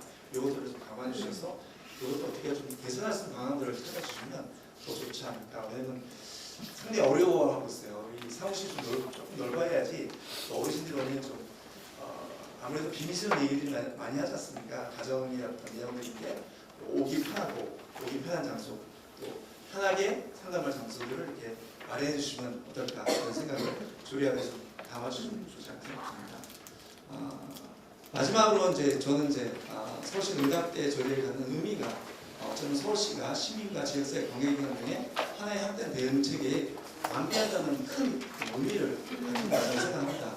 그러나 조례의 가장 중요한 과제로서는 역시 첫 번째로 노인학대 문제를 지역사회 문제로 인식할 수 있는 조례가 방향으로 가야 된다 생각이 들고요. 두 번째는 시민 전체의 인식이 높아지는 지역 만들기에 이 조례가 크게 쓰임받는 조례가 됐으면 생각이 듭니다. 또 하나는 마지막으로는 과제 세 번째인데 노인학대 조기 발견 대응에 가능한 환경을 마련해 주신다면 보다 나은 조례가 돼서 어쩌면 서울시의 조례가 우리나라의 모델이 되는 조례가 되기를 바라면서 한번 이렇게 의견을 전합니다. 감사합니다. 문제를 보시면 인터뷰 부탁드리겠습니다. 박수 주시기 반갑습니다. 상당히 뜻깊은 자리에서 토론을 하게 돼서 기쁘게 생각합니다. 이제 토론을 준비를 하긴 했는데 좀 편하게 좀 말씀을 드리도록 하겠습니다. 미국 캘리포니아를 한번 보면요, 인구가 한 4천만 명 정도 됩니다. 한 해에 노인 학대 신고되는 건수가 11만 건 정도 이야기합니다. 굉장히 많죠, 그죠? 근데 그게 우리는 한 거기 5천 건 정도 된다고 하는데 그게 차이가 있느냐? 그러니까 미국은 노인 학대를 많이 해서 그런가? 그건 아닙니다. 우리가 보는 노인 학대라고 하는 것은 주로 노인 학대 범죄와 관련된 신고를 하는 것이고요. 미국 같은 경우는 이제 범죄와 무관하게 범죄가 아닌 우리가 이야기하는 학대 의심 사례, 그러니까 비범죄인 학대 의심 사례의 경우 다 신고를 하게 되고 그리고 자기 방임의 경우에도 신고가 다 이루어지게 됩니다. 이렇게 해서 이제 11만 건 정도가 신고가 된다고 합니다. 근데 이 학대와 관련해서 일하는 이제 인력들을 이제 우리 김찬호 교수님 말씀하신 APS 이제 직원들을 보면요, 워싱턴 DC 같은 경우 인구가 한 60만 명 정도 되거든요. 거기서 일하는 직원들이 풀타임으로 일하는 직원이 22명이에요. 우리 서울시로 한번 인구를 환산시켜 보면은 우리가 한 400명 정도가 일을 해야 된다는 이야기. 그러니까 서울시 전체로 보면 30명 정도가 일하는 거죠. 그죠? 그러니까 미국의 버전을 우리나라에 가져오면은 그러니까 적어도 10배의 인력이 더 늘어야 된다는 것이죠. 그죠? 그러니까 지금 현재 우리는 턱없이 부족한 이제 인력을 가지고 일을 하기 때문에 되게 이제 범죄 사건에 대해서만 이제 집중하는 거예요. 실제로는 그러니까 그 이전에 학대를 미리 예방하는 거는 거의 못 하고 있는 거예요. 훨씬 더 우리가 그러니까 일을 할 때는 그러니까 일을 하는 프론트 라인을 훨씬 더 앞으로 당겨가지고 학대가 일어날 수 있는 가능성이 있을 때부터 이미 미리 개입을 해야 어르신들이 남은 여생들을 보다 더 인간답게 이렇게 살아가실 수 있지 않을까라는 생각이 듭니다. 그러면 이제 그것과 관련된 조례를 만들 때 항상 생각해봐야 될 게 뭐냐면은 법이라고 하는 게 이게 치장물이 아니거든요. 그러니까 이 조례로서 달성하려고 하는 목표가 무엇인가라고 하는 것들을 좀 뚜렷하게 설정하는 게 필요할 것 같아요. 그리고 난 다음에 이 목표를 달성하기 위해서 어떤 수단을 이제 우리가 예정을 할 것인가 이것도 미리 생각해 보셔야 될 것 같고요. 그리고 이런 수단을 집행할 수 있는 집행기관을 어디로 생각할 것인가. 아무리 좋은 수단이 있다고 하더라도 이 수단을 집행할 수 있는 오너십이 없으면은 그거는 그냥 있어야만 하는 법이에요. 그러니까 그 법만 아주 아름다운 법이고 실제로는 어느 누구도 집행하지 않는 거죠. 모두의 일은 누구의 일도 아닙니다. 그러니까 누군가가 그 일을 집행할 수 있는 그런 기관이 있어야 되는 것이죠. 그러면서 제가 이제 자료지 30페이지 보면은 그러니까 제가 생각할 때는 그러니까 우리가 이제 도대체 목표가 뭘까? 이 조례를 만드는 목표가 뭘까라고 하는 걸 생각할 때는 제 생각으로는 우리가 예방하고자 하는 학대가 그러니까 어떤 학대를 예방하려고 하느냐 또 어떤 피해를 구제하려고 하는가라고 하는 것들을 우리 현장에서 많이 일어나는 사례들을 가지고 그걸 설정해 놓는 게 필요할 것 같아요. 그래서 여기 있는 쭉 제가 한 5가지 정도 사례를 들었는데 이건 아마 노보전에서 일하실 때 많이 이제 직면하는 문제일 거고 저도 개인적으로 이렇게 상담을 이제 하는 그런 사건들입니다. 어르신들 가운데서 이제 돈이 좀 한 중산층 정도 되기 때문에 한 5억 정도 있다고 하면은 치매 걸리고 그러면 자녀들이 되게 그냥 노인들, 어르신들 잘 안 돌보는 경우들이 굉장히 많이 있어요. 그러면서 그냥 우리가 이 돈을 미리 그냥 5억을 넘어가면 상속세 내니까 우리가 미리 좀 빼가지고 나눠 가지자 이렇게 이야기하는 자녀들도 있고 어떤 자녀의 경우에는 그래도 이게 그러니까 부모님 돈이니까 부모님 잘 그냥 끝까지 잘 쓰고 가시는 게 좋겠다 이렇게 생각하는 자녀들도 있고 이렇게 자녀들 사이에서 갈등이 생기면은 그 다음에 이제 법원에 가서 후견 신청을 하자라고 해서 어떤 사람이 가요. 그러면 다른 가족들은 또 반대하거든요. 이렇게 되면은 후견 사건이 또 결정도 안 나면 시간이 질질 이렇게 끌어지는 경우가 있습니다. 그러면은 이런 사건의 경우는 현재 노보전이 개입을 못합니다. 왜냐하면 이게 지금 자녀들 사이에서 분쟁이 있는 사건입니다. 그런데 이런 사건들이 미국에서 일어났다고 그러면 어떻게 될까요? 이게 당연히 APS에서 개입하는 거예요. 이제 또 이제 다른 하나는 이제 그러니까 노인부만 살고 있을 때 이제 어르신 그러니까 한 사람은 치매고 다른 한 분은 이제 치매가 없는 경우, 치매가 없는 어르신이 이제 재산이 좀 어느 정도 있는데 이분이 이제 얼마 있지 않으면 이제 돌아가실 수 있을 정도 중병에 걸렸어요. 그래서 그러니까 내가 이제 죽으려고 그러니까 우리 남겨진 배우자를 생각하면 내가 눈을 못 감겠다. 내가 가지고 있는 돈으로 우리 배우자가 잘 살 수 있게 뭐 해줄 수 없느냐. 이렇게 이제 제가 실제로 상담을 받았어요. 그러니까 이런 문제는 노보전에서 개입을 못하죠. 그래서 할 방법이 없는 거예요. 근데 이런 사건의 경우에도 미국 같은 경우는 APS에서 개입해서 해결해 줍니다. 그리고 이제 정신장애가 있는 이제 그러니까 손자하고 할머니가 같이 살 때, 그러니까 뭔가 서로 의견이 충돌하고 그러면 손자가 할머니를 때리고 막 그래요. 근데 할머니는 이 손자를 강제 입원시키고 싶지는 않고 또 그렇다고 감옥에 보내고 싶지는 않은데 맡기는 싫은 그러니까 두려운 거죠.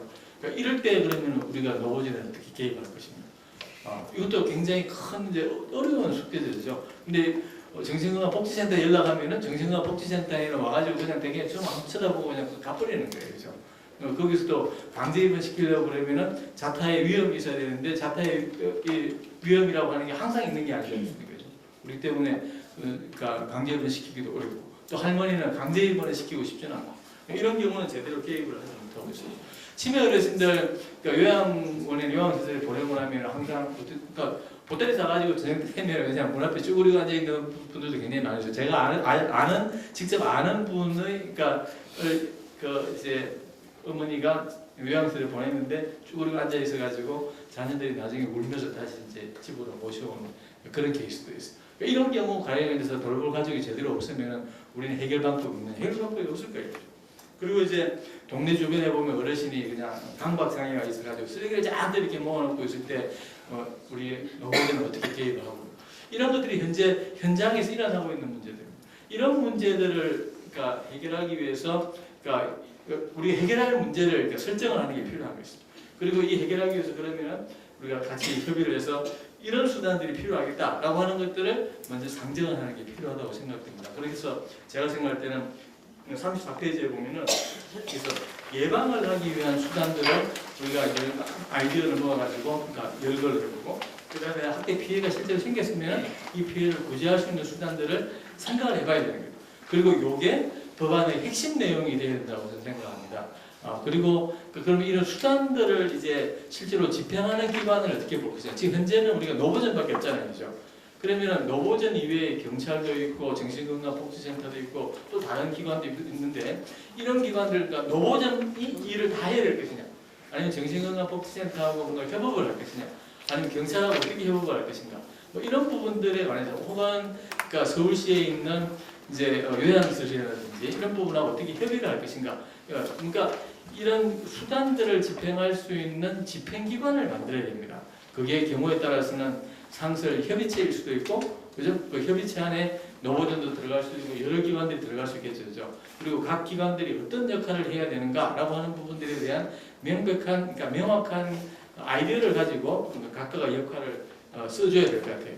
그러니까 이렇게 조례가 만들어져야 된다. 그러니까 요걸 핵심으로 하고 그 외에 이제 우리가 일반 국민들을 상대로 해서 공부도 하고 교육도 하고 이런 것들은 요게 갖춰졌을 때 우리가 이런 걸 하고 있으니까 그러니까 이제 와가지고 충분하게 좀 뭔가 상담도 하고 하시라라고 하는 것이 되어야 되지 않을까 생각됩니다. 그래서 여러분들이 이제 외국에 있는 조례, 그러니까 외국의 경우에는 마찬가지 우리와 마찬가지 조례들이 있거든요. 거기를 한번 보시면 이런 내용들이 다 들어가 있는 거예요. 그러니까 우리는 지금 현재 그러니까 그런 게 잘 없거든요. 근데 서울시가 만드는 조례는 대부분의 경우에 다른 지자체에서 전부 다 코피를 합니다. 그 때문에 굉장히 중요하거든요. 그래서 조례를 만드실 때 서울시 조례가 전국에 모범이 되는 조례이기 때문에 잘 만들어야 되겠다는 생각을 가지고 그냥 만들지 마시고 노보전에서 하고 긴밀하게 협의를 하셔가지고 그러니까 TF팀을 만들어서 이런 이제 아이디어를 가지고 만드시면 좋지 않을까. 그래서 지금 제가 생각할 때는 끝으로 지금 제가 말씀드린 말씀은 오늘 이 모임이 조례를 좀 뭔가 그러니까 우리 하겠다라고 하는 것을 좀 선언하고 그러니까 새로운 그러니까 중요한 첫발을 내딛는 모임으로 삼으면 좋겠고 그러니까 어떤 만들어진 조례를 통과시키기 위한 그런 것보다는 중요한 앞으로 해나가야 될 그런 이제 과제에 대해서 뭔가 공감하는 그런 모임이 되면 더 좋을 것 같다는 생각을 이상으로 제 토론을 마치겠습니다. 감사합니다. 사전적 예방을 위해서 서울시와 함께 노력해 나가겠다는 약속을 드립니다. 교수님께서 주신 조례 구도에 대한 대안도 서울시와 함께 면밀히 검토를 하겠습니다. 다음으로 우리 김성호 변호사님 토론 부탁드리겠습니다. 제가 올해 2월달까지 서울가정법원에서 이제 6년 동안 근무를 하면서 가정보호, 아동보호, 소년보호 사건 그리고 또 학교 사건들을 주로 처리하면서 이제 그런 일들을 처리하면서 느끼고 또 여러분들에게 아이디어를 들을 수 있나 이래서 아마 저를 불렀던 것 같습니다. 그래서 서울시의회에서 이렇게 아주 좋은 생각을 가지고 또 좋은 기회를 만들었을 때 제가 가지고 있었던 가정법원에서 했던 일들을 바탕으로 해서 여러분들께 말씀을 드리는 시간을 갖도록 하겠습니다. 사실 이혼 사건은 가정법원이 한 30%밖에 되지 않습니다. 그래서 그 밖에 많은 일들을 하고 있는데요. 여러분들께서 이렇게 관심을 가지고 있는 노인 문제뿐만 아니라 가족들의 모든 문제들을 다루고 있습니다. 그래서 특히 이제 우리 노인 학대와 관련된 파트를 이야기하자면 물론 제일 큰 부분은 아마 성년후견이겠죠. 정신적으로 어려움을 겪고 계신 어르신들이 어떠한 도움을 받아야 되는지, 또 어떻게 후견이 개시되고 또 그 후견이 개시된 분들을 어떻게 계속 케어해 나갈 수 있는지를 지켜보는 일들을 가정보호에서 합니다. 그리고 또 하나는 이제 가정보호 사건의 영역입니다. 가정보호 사건은 이제 뭐 그 보호 사건들이 여러 가지가 있는데 소년 보호 사건이 있고 또 아동 보호 사건들이 있고 가정보호 사건들이 있는데 가정보호 사건들의 대부분은 이제 부부간에 일어나는 사건들이 많이 있습니다. 그렇지만 실제로 이제 노인들을 학대하는 경우도 적지 않습니다. 근데 이제 이 경우는 그 실제로 일어난 사건보다 이렇게 보호 사건으로 오는 사건이 그 경우가 적은 이유가 아무래도 이제 그런 경우에 신고를 하기를 되게 꺼리시고요. 더구나 경찰 내지는 법원에까지 오는 것을 되게 꺼리시기 때문에 그 확률은 많지는 않습니다. 그리고 그 처분도 생각보다는 이제 다 처벌 불원하시고 뭐 이렇기 때문에 처분도 이제 강하게 나가지는 않죠. 가정법원이라는 게 기본적으로 어떤 사건이 일어나서 그 이후에 어떻게 처리할 것인가. 근데 그 처리한 것들이 뭐 범죄라면 죄에 해당하는지, 그러면 어떠한 벌을 줘야 되는지 이런 것들. 그다음에 보호 사건이라면 어떤 보호의 필요성이 있는지, 그러면 어떤 보호 처분을 해야 되는지를 결정하고요. 또 후견의 영역에 가면 이분에 대해서 후견을 개시할 것인가, 후견을 개시한다면 어떤 후견을 개시할 것이고, 또 그런 후견을 개시할 때 어떤 분을 후견인을 할 것인가. 그럼 그런 후견인이 개시되어서 후견이 계속 진행될 동안 제대로 된 서비스를 받고 있고 돌봄을 받고 있는지를 감독하는 것까지가 가정법원에서 하는 일입니다. 그래서 제가 이제 생각하기에 이제 그 경험들을 비추어 보면 이 어떤 일이 있고 거기에 대한 처분이 있거나 아니면 후견이 개시되고 어떤 후견이 개시된 이후 그 다음에 사후에 어떻게 관리하는 것이 되게 중요하다. 이것을 말씀드리기 위한 것이 저희 오늘 목적입니다. 사실 제가 알고 있는 부분은 사실 그쪽 부분이 많고요. 뭐 예방이나 이런 조직 같은 것들은 사실 제가 많이 알고 있지는 못합니다. 그래서 저는 이 감독하고 사후 관리를 어떻게 하는지 이런 것들에 대한 약간 힌트를 드리고, 이것이 조례에도 서울시에서 적절한 방법, 그리고 또 이 관련된 유관기관들과 적절한 방법을 통해서 녹여내서 이 어떤 일이 학대 행위가 일어났을 때 그 이후에 어떻게 사후 관리하고 그게 재발하지 않도록 방지하는 것들을 조문으로 녹여내서 조례가 더욱더 풍성해지는 것이 저희들의 목표입니다. 후견에 대해서 간단하게 말씀을 드리면, 후견을 아까 말씀드렸다시피 후견이 개시된 다음에 그분이 다시 정신을 찾을 때까지 아니면 돌아가실 때까지 계속 지속됩니다. 그러면 그 후견이 계속 후견인에 의해서 또 학대가 일어날 수도 있고 재산이 단초가 될 수도 있습니다. 그리고 가족들끼리 싸우는 경우도 상당히 많습니다. 생각보다 뭐 몇 조가 되는 재산이 몇 조가 되는 재벌 회장님부터 이 보조금 가지고 사는 분들까지 다 싸웁니다. 진짜 구조만 다를 뿐 똑같습니다. 그거는 상속을 약간 미리 땡기는 거예요.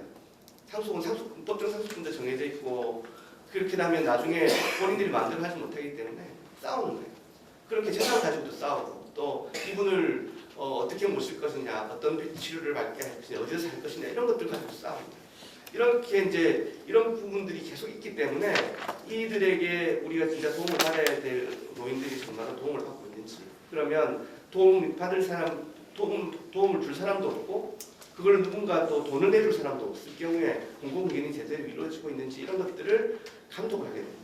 그래서 후견 감독 사건이라는 게 있는데요. 그래서 법원에서는 그 후견 감독 사건을 열어서 매번 이제 저희들 조사관이라든지 아니면 후견 감독관이나 이런 사람들을 보냅니다. 그래가지고 실제로 도움을 잘 받고 있는지 이런 것들을 확인하고, 또 잘못되면 후견인을 교체할 수도 있고 직권으로 할 수도 있습니다. 그렇게 해서 뭐 정도가 심하다 하면 고발을 해가지고 처벌을 받게도 할 수 있습니다. 그게 이제 이런 것들이 이제 노인 학대의 경우에도 동일하게 될 수는 없지만 아무튼 어떤 일이 일어났을 때 제대로 사후 관리가 되어야 된다는 것을 말씀드리는 겁니다. 가정보호 사건도 마찬가지입니다. 가정보호 사건에는 최근에 이제 그 사후 관리가 되게 중요하다는 것을 깨닫고 저희들이 이 집행감독 사건이라는 걸 하고 있습니다. 새로 만들었어요. 그래가지고 사건이 근데 뭐 수강명령 한다든지 아니면 뭐 상담 위탁을 보냈더라도 그 위에 제대로 돌봄을 받고 있는지 재발되고 있지 않은 것 같다 하는 것을 계속 집행감독을 함으로써 그게 재발됐을 때 빠르게 개입하고 또 격리시킨다든지 이런 시설을 한다든지 이런 이제 조치들을 즉시 할 수 있도록 그렇게 조치를 취하고 있습니다. 그래서 이러한 것들을 제가 소개드리는 이유는 이러한 내용들처럼 조례에는 이 재발 방지를 위한 조치들이 잘 되었으면 좋겠습니다. 그래서 이런 것들에 대한 이제 우리 그 발표해 주신 우리 김찬우 교수님께서 혹시 아이디어가 있으신지 한번 여쭙고 싶고요. 이김 관장님 발표와 관련해서 제가 조금 간단한 밑에 쓰긴 했지만 사실 그런 내용들이 여기 있지는 않아서 이 부분은 생략을 하고요. 아마도 이제 조금 더 언제든지 뭐 그 조례를 만들면 뭐 새로운 것들이 막 들어가고 하는데 그런 것들이 이제 기존에 우리가 있는 자원 그리고 연계 기관들끼리 연계를 잘해서 조금 더 좋은 시너지를 내는 것이 먼저지 혹시 새로운 뭔가 만들어내는 것은 조금 피해야 되지 않는가 하는 우려 섞인 말로 이렇게 적어봤습니다. 그래서 혹시 거기에 대해서 혹시 말씀해 주실 게 있으면 말씀해 주시면 되겠습니다. 제가 여기까지입니다. 그럼 다음에 서울시 서부 노인보호 전문기관의 민준호 관장님 좀 부탁드리겠습니다. 네, 먼저 이렇게 귀한 시간을 마련해 주신 서울시 의회에 감사를 먼저 드리고요.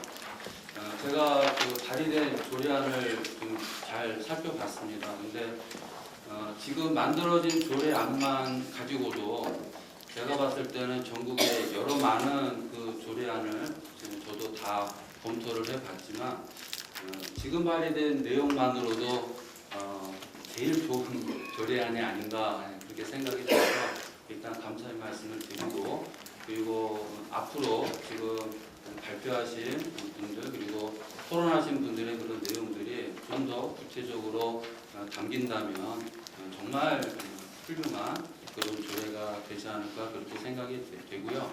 저는 사실 그 조례에 이런 구체적인 대안이나 어떤 그런 실질적인 그런 내용들이 다 담기기에는 조례라고 하는 그런 특성상 사실은 한계가 있다고 봅니다.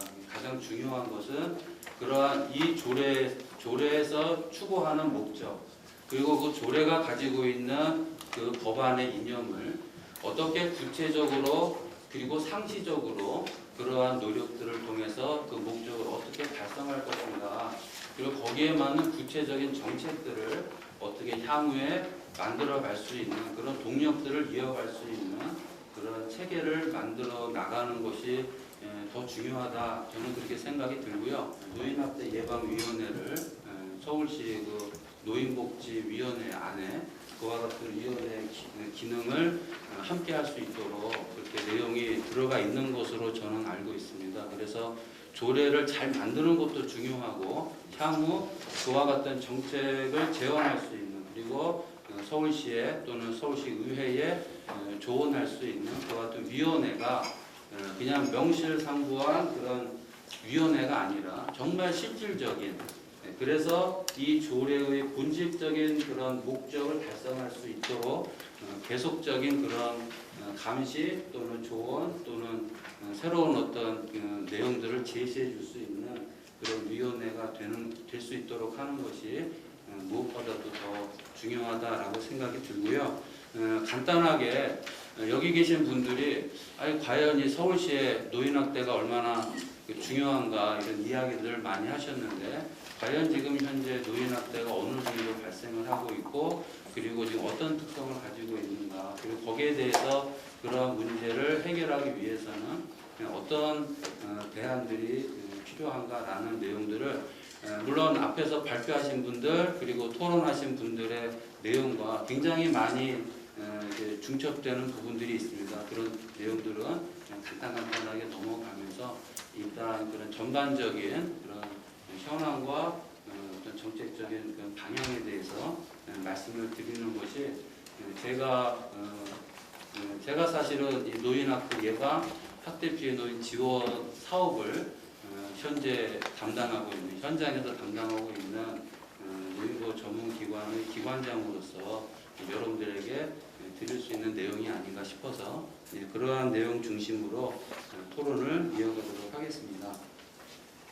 먼저 서울 지역 노인학대와 관련한 현황을 간단하게 말씀을 드리면 2014년에 976건이 노인학대로 신고되었습니다. 그러던 것이 2018년 작년에 1618건으로 증가하였고요. 이 중에서 학대 사례는 420건에서 525건으로 증가하였습니다. 이와 같은 학대 사례에 대해서 이제 상담이 실시되었는데 2014년에는 9,023건, 2018년에는 학대 사례에 대해서만 11,259건으로 상담이 실시가 되었습니다. 상당히 많은 상담이 실시가 된 것으로 보여지고요. 그런 학대가 발생한 장소는 어디가 많으냐? 이규민 관장님께서 간단한 현황을 말씀드렸는데 가정에서 발생한 비율이 가장 높아서 2014년에 88.3%였다가 2018년에는 489건으로 93.2%, 점점 가정학대가 증가되고 있는 그런 이제 현실이 나타나고 있습니다. 그렇다고 해서 그럼 생활시설에서의 노인학대는 이제 앞으로 별로 중요한 것이 아니냐, 그리고 가정학대가 더 중요하지 않느냐, 이렇게 너무 이제 가정학대 쪽으로 포커스가 맞춰질 수도 있는데, 앞으로 이제 노인들이 향후 시설 입소 노인이 이제 증가할 수밖에 없고, 시설 보호 비중이 이제 앞으로 갈수록 더 증가할 수밖에 없다라는 그런 상황을 우리가 고려해 봤을 때, 가정 내 학대가 많이 발생한다고 해서 시설 내 학대를 우리가 등한히 할 수는 없다. 두 가지 모두 다 중요하게 정책적으로 우리가 관심을 가져야 될 필요가 있다라는 것이고요. 또 한 가지 학대 피해 노인인 경우에 여성이 76.2%, 그리고 학대 피해 노인 중에 25.3%가 치매 의중이거나 치매 진단을 받은 어르신들이 있고요.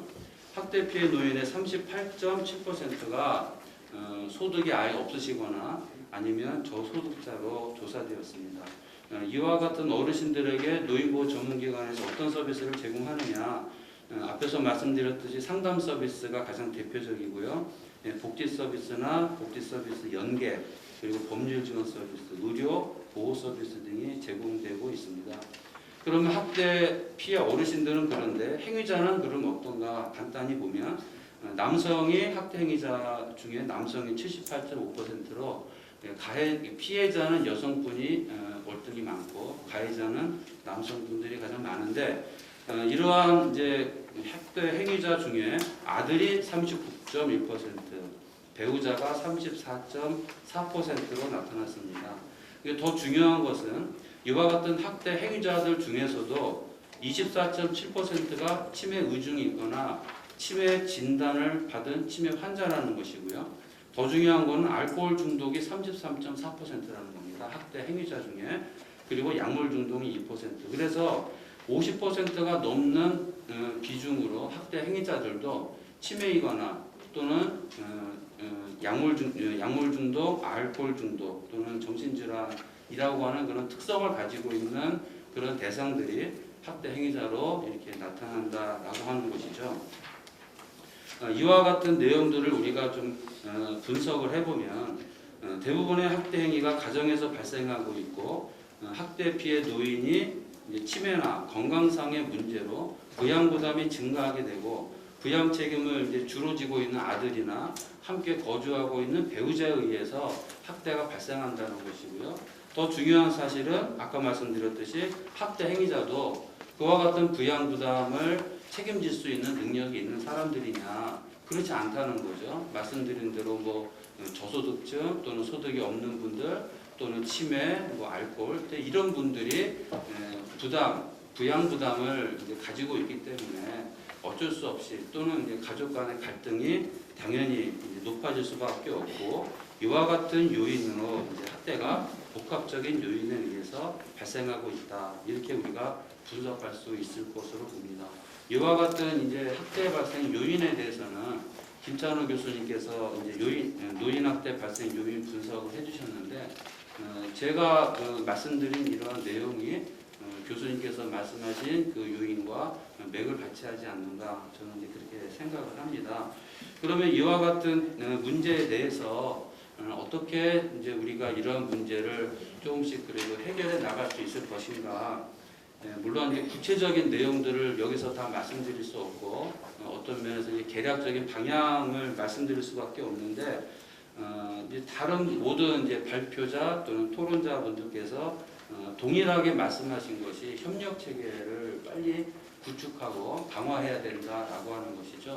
그거는 뭐 제가 설명을 부언하지 않더라도 말씀드린 대로 이 학대 발생 요인이 단편적이거나 단순한 그런 부양 부담으로만 끝나는 게 아니라 상당히 복합적인 그런 요인에 의해서 정신적인 것이거나 의료적인 것이거나 또는 경제적인 문제나 또는 가정 내 이런 갈등, 관계 구조의 문제나 이런 복합적인 요인에 의해서 학대가 발생하기 때문에 이와 같은 노인 학대를 해결하기 위해서는 정말 긴밀한 협력 체계를 구축해야 될 필요가 있다라고 말씀을 드리고 싶습니다. 또 김찬호 교수님께서도 지역 연계 서비스를 보충하는 게 중요하다 말씀을 해주셨고 이기민 관장님께서도 협력 체계를 강화해야 된다 이렇게 강조하셨는데 저도 그 부분에 대해서 굉장히 공감을 하는 바입니다.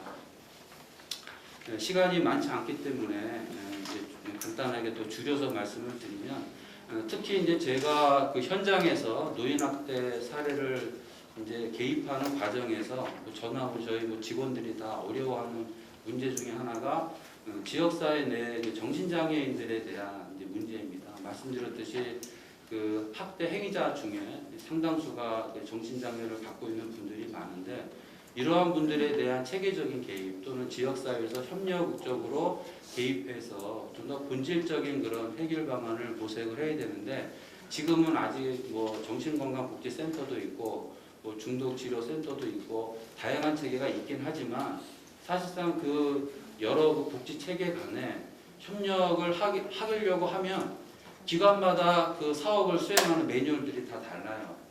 그러다 보니까 개입하기 어려워. 우리 기관은 이래서 그 사례에 대해서는 개입할 수 없고 또 다른 기관에서는 이러한 우리 업무 매뉴얼에 이러한 문제가 있기 때문에 그 사례는 우리 사례가 아니고 이렇게 하다 보니까 실질적인 지역사회 보호 체계가 실효성을 거두지 못하고 있는 그런 한계가 있습니다. 그래서 물론 이 문제는 뭐 노인 학대 문제만이 아니라 뭐 크게 나가서는 뭐 지역사회 커뮤니티 케어의 문제이기도 하지만 그러나 좀 더 좁혀서 이와 같은 실질적인 학대 행위자에 대한 개입을 보다 좀 효과적으로 할 수 있는 방안들을 시급히 함께 협력 기관 간의 구체적인 노력을 통해서 협력 체계를 구체화할 필요가 있다고 보고요. 그 다음에 이제 자기결정권 강화가 굉장히 필요하다고 봅니다. 우리 최철웅 교수님도 그렇고 그 다음에 다른 분들도 다 성년 후견 또 자기결정에 대한 말씀들을 하셨는데 제가 아까 말씀드린 대로 한 24%의 학대 그 피해 어르신 그리고 학대 행위자가 다 치매와 관련되어 있는 그런 분들이고 물론 치매를 가지고 계시다 그래서 다 자기결정권이 없는 건 아니지만 자기결정권을 상당히 많이 침해됨으로 말미암아 가해를 받는 경우도 있고 또는 이제 그 가해를 하는 경우에도 치매의 특성에 따라서 또 본인의 의지와 상관없이 또는 여러 가지 갈등 요인에 의해서 학대를 하는 그런 경우가 있습니다. 그래서 자기결정권을 강화하거나 보호해 줄 수 있는 그런 이제 체계가 있다면 그러면 학대를 예방할 수도 있고 그리고 피해 어르신이 보다 더 지속적으로 안전하게 생활할 수 있도록 후견인의 후견 감독을 통해서 보다 더 안전하게 생활할 수 있도록 그렇게 지원할 수 있는 그런 부분이 있지 않은가 그렇게 말씀을 드리고요. 그 다음에 그 성년 후견이 사실은 좀 여러 가지 제한이 있습니다. 왜냐하면 성년 후견은 법률 서비스도 되지만 사실은 법률 서비스와 복지 서비스가 복합적으로 이게 들어가 있다 보니까 저희 복지 서비스로 이렇게 쉽게 접근해서 저희가 성년 후견 제도를 활용하기는 사실상 굉장히 그 벽이 좀 높습니다. 그래서 법률적 지원을 좀 받아야 되고 그래서 협업을 해야지만이 성년 후견 이 제도를 활용할 수 있는데 그와 같은 체계가 아직 별로 이제 현실적으로 작동하지 못하고 있기 때문에 그런 어려움도 있고 또 성년 후견 제도가 갖는 또 한계가 있기 때문에 어르신들의 그런 보다 더 실질적인 자기결정권을 보호하기 위해서 의사결정 지원 제도들을 좀 더 구체적으로 도입할 필요가 있지 않은가 이렇게 생각이 듭니다. 그리고 마지막으로 그 이기명 관장님이 노인 학대를 예방하기 위해서 노인 인식 개선이 필요하다, 중요하다 말씀을 하셨는데 저도 그 부분에 대해서 굉장히 동의를 합니다. 그래서 노인의 인식 개선을 위해서 종사자들에 대한 교육도 뭐 인권교육 또는 뭐 노인학대 예방교육 또는 이제 관련한 그런 교육들도 강화하고 또 지원들도 좀 더 실질적인 지원이 있으면 좋겠다라는 말씀을 드리고 싶고요. 그 다음에 제가 다른 지역에서 그 효 교육하는 그런 사업들을 제가 모니터링을 한 적이 있는데 상당히 효과를 많이 보고 있다. 그런 내용들을 저희들이 제가 한번 확인한 바가 있습니다. 그래서 자라나는 세대들이 노인을 이제 비생산적인 대상 또는 이제 세금을 이제 소모하는 대상. 그 자본주의 사회에서는 생산적인 인간을 굉장히 그 가치 있게 판단을 하고 생산을 하지 못하면 사실은 인간으로서 존중하기가 어려운 그런 특성이 있는데 노인들에 대해서 굉장히 이제 세금만 축내는 소비적인 우리 사회에서 별로 중요하지 않은 그런 대상으로 인식을 많이 하고 있지 않습니까? 뭐 비하하는 발언으로 세금충, 뭐 틀딱 뭐 이런 이제 비하 용어도 많이 쓰는데 자라나는 이제 청소년 또는 이제 아동들에게 노인이 어떤 특성을 갖고 있고 우리 사회에 왜 중요하고 왜 우리가 그들을 존중해야 되는지에 대한 교육을 하는 것도 굉장히 중요하다 이렇게 말씀을 드리면서 저는 오늘의 이 시간이 이제 이 조례에 대해서 마무리하고 토론을 마무리하는 그런 시간이 아니라 어떻게 보면 새롭게 서울시가 이 학대 어르신들의 이 문제를 어떻게 해결해 나갈 것인가에 대한 논의의 시작이라고 저는 생각을 하고 여러분들이 더 좋은 조례안을 만들어 주시면 그 사업을 수행하는 기관의 기관장으로서 최선을 다해서 서울시에 계시는 어르신들이 더 행복하게 그리고 그분들의 권익이 증진될 수 있도록 최선을 다해서 노력하겠다라는 다짐을 말씀드리면서 토론을 마치도록 하겠습니다. 감사합니다. 학대 발생 장소가 가정이 또 이렇게 너무나 많이 있다는 거. 근데 아이러니하게도 가정에서 학대가 많이 남에도 불구하고 가정에서 학대가 나는 것에는 이슈화가 되지 않잖아요. 그냥 시설에서 학대가 일어나면은 금방 이슈화가 되죠. 왜냐하면은 가정에서는 자녀들로 인해서 학대가 많이 나타난다는 지금은 아까도 말씀을 주셨는데 그런 부분들을 우리가 조례에도 담고 어떻게 이걸 활성해 나갈지를 여러분들이 주신 말씀들을 잘 참고해가지고 반영을 하도록 하겠습니다. 마지막으로 이제 서울시 복지정책실의 배형우 복지교육관님 그럼 부탁드리겠습니다. 토론회가 하면은요 사실 이렇게 전문가분들께서 다 말씀하시고 맨 마지막에 하다 보면 부담을 많이 다가옵니다. 왜냐하면 저희는 직접적으로 실행을 해야 하기 때문에 참 이렇게 많이 부족한가 그리고 이걸 어떻게 할 것인가 이제 고민이 많이 됩니다. 우선적으로 저희가 이제 그 노인 학대 예방 관련해서는 이제 그 전에 뭐 조례가 없었던 건 아니고요. 이제 서울특별시 고령친화도시 구현을 위한 노인복지 기본조례 한 조문으로 있었습니다. 근데 조문으로 있었기 때문에 근거는 있었지만 이렇게 이제 봉양순 의원님께서 직접적으로 조례를 만들어 주셔서 너무 좀 감사드리고요. 또 저희가 왜 진짜 이걸 못했나 하는 그런 부족함도 느끼고 있습니다. 노인들의 아까 이 같이 연결된 노인의 경제 문제가 상당히 심각해요. 그래서 저희가 이제 일자리를 하는데 결국 노인 일자리도 좀 단기적으로 이제 27만 원 그 정도의 노인 사업과 뭐 보람 일자리 사업들을 하고 있고요. 그다음에 어르신들을 위한 어떤 문화, 여가 활동, 뭐 체육 대회 이런 것들을 많이 지원해 왔어요. 그렇지만 노인 학대에 대해서는 상당히 이제 어떻게 보면 그 노인 전문 지금 보호 전문 기관 3개소를 설치하는 데밖에 좀 제가 볼 때는 좀 그거 외에는 많은 노력을 못한 것 같아요. 근데 지금 인권이 이제 이 시대로 화두로 되면서 장애인 인권이나 노인 인권이 계속 되면서 저희도 이제 인식은 했어요. 계속 늘려야 된다. 그렇지만 거기에 대해서 어떻게 보면 촉발이 안 됐는데 오늘 진짜 봉양순 의원님한테 좀 다시 한번 박수 한번 부탁드릴게요. 노인 업무를 하면서 저도 구청에서도 이렇게 하면서 구청과 시청 이렇게 하면서부터 이런 학대 문제까지는 깊이 이제 들어간 적이 별로 없었어요. 근데 오늘 이렇게 전문가들이 말씀하셨는데 이 조례 제정을 통해서 다시 한번 또 되새기게 되고 어떻게 추진할 것인가 많은 좀 이 자리에서 생각하게 됐습니다.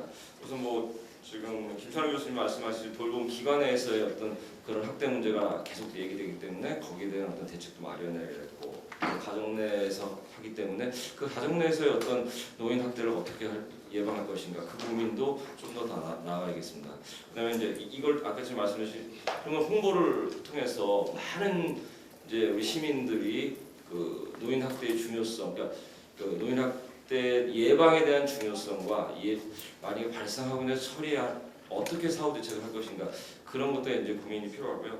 또 이기민 이제 관장님이 그 시장의 책무, 시민의 책무, 관계기관의 책무에서 그런 어떤 책임감들을 정리해 주셨는데 요거에 대해서 또 아까 지금 마지막으로 지금 말씀하신 이제 민진홍 관장님 말씀하듯이 요걸 이제 협업 체계를 어떻게 구축할 것인가 그 문제에서도 이제 고민이 좀 필요할 것 같습니다.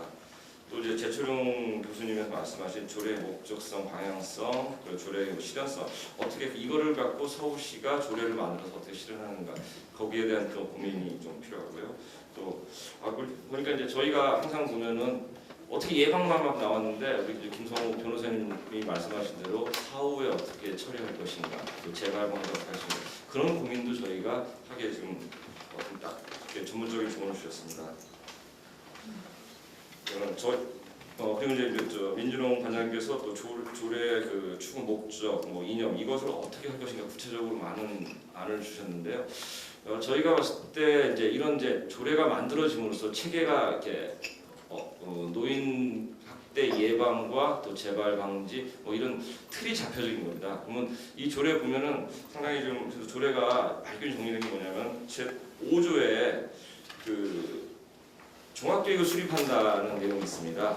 이 내용을 토대로 저희가 요 나온 내용들을 저희가 하나하나 정리를 하는데요. 시장의 입장에서 뭐를 할 것인가, 시민의 입장에서 무엇을 해야 되는가, 또 노인 돌봄 기관에서 무엇을 할 것인가에 대해 저희가 정의와 실행 방안을 마련하겠습니다. 그다음에 가장 중요한 것은 그겁니다. 어느 한 공무원이 다 한다고 할 수 없습니다. 같이 협력 체계가 구축돼야 됩니다. 저희가 작년에 이제 아까 말씀드렸듯이 이제 그 아동 학대가 문제가 가정에서의 아동 학대가 문제됐을 때 가장 문제가 되는 뭐냐면은 경찰은 그 집에 들어갈 수가 있어요. 만약에 사고가 났을 때. 그렇지만 저희 공무원은 못 들어가요. 서울시가 주요 사업을 하는 차동 사업이 있습니다. 근데 차동 사업을 해갖고 아무리 만나서 설득을 해도 문을 안 열어주면 들어갈 수가 없어요. 작년에 시장님이 삼양동에 계실 때도 그 뒷집에 사고 났을 때도 그분한테 몇 번을 갔는데 그분이 문을 안 열어줬어요. 그래서 그런 거를 계기로 작년에 저희가 8월 달에 경찰청하고 서울시가 해서 위기가정 예방센터를 지금 각 구에 만들고 있어요. 그러면 어떻게 되냐면 신고가 들어왔을 때 경찰, 그다음에 경찰, 공무원, 그다음에 사례관리사, 그다음에 각 지역의 전문가 해서 그 집을 들어갑니다. 그때 우리가 이제 문을 딴다고 그러죠. 문을 열고 들어가서 아동에 대한 학대를 예방할 수 있어요. 이제 이런 것을 이런 포맷을 여기 노인 학대 관련해서도 같이 집어넣을 수 있는 그 연계 방안 그런 것도 이제 조례를 통해서 종합계획에 지금 반영하고요.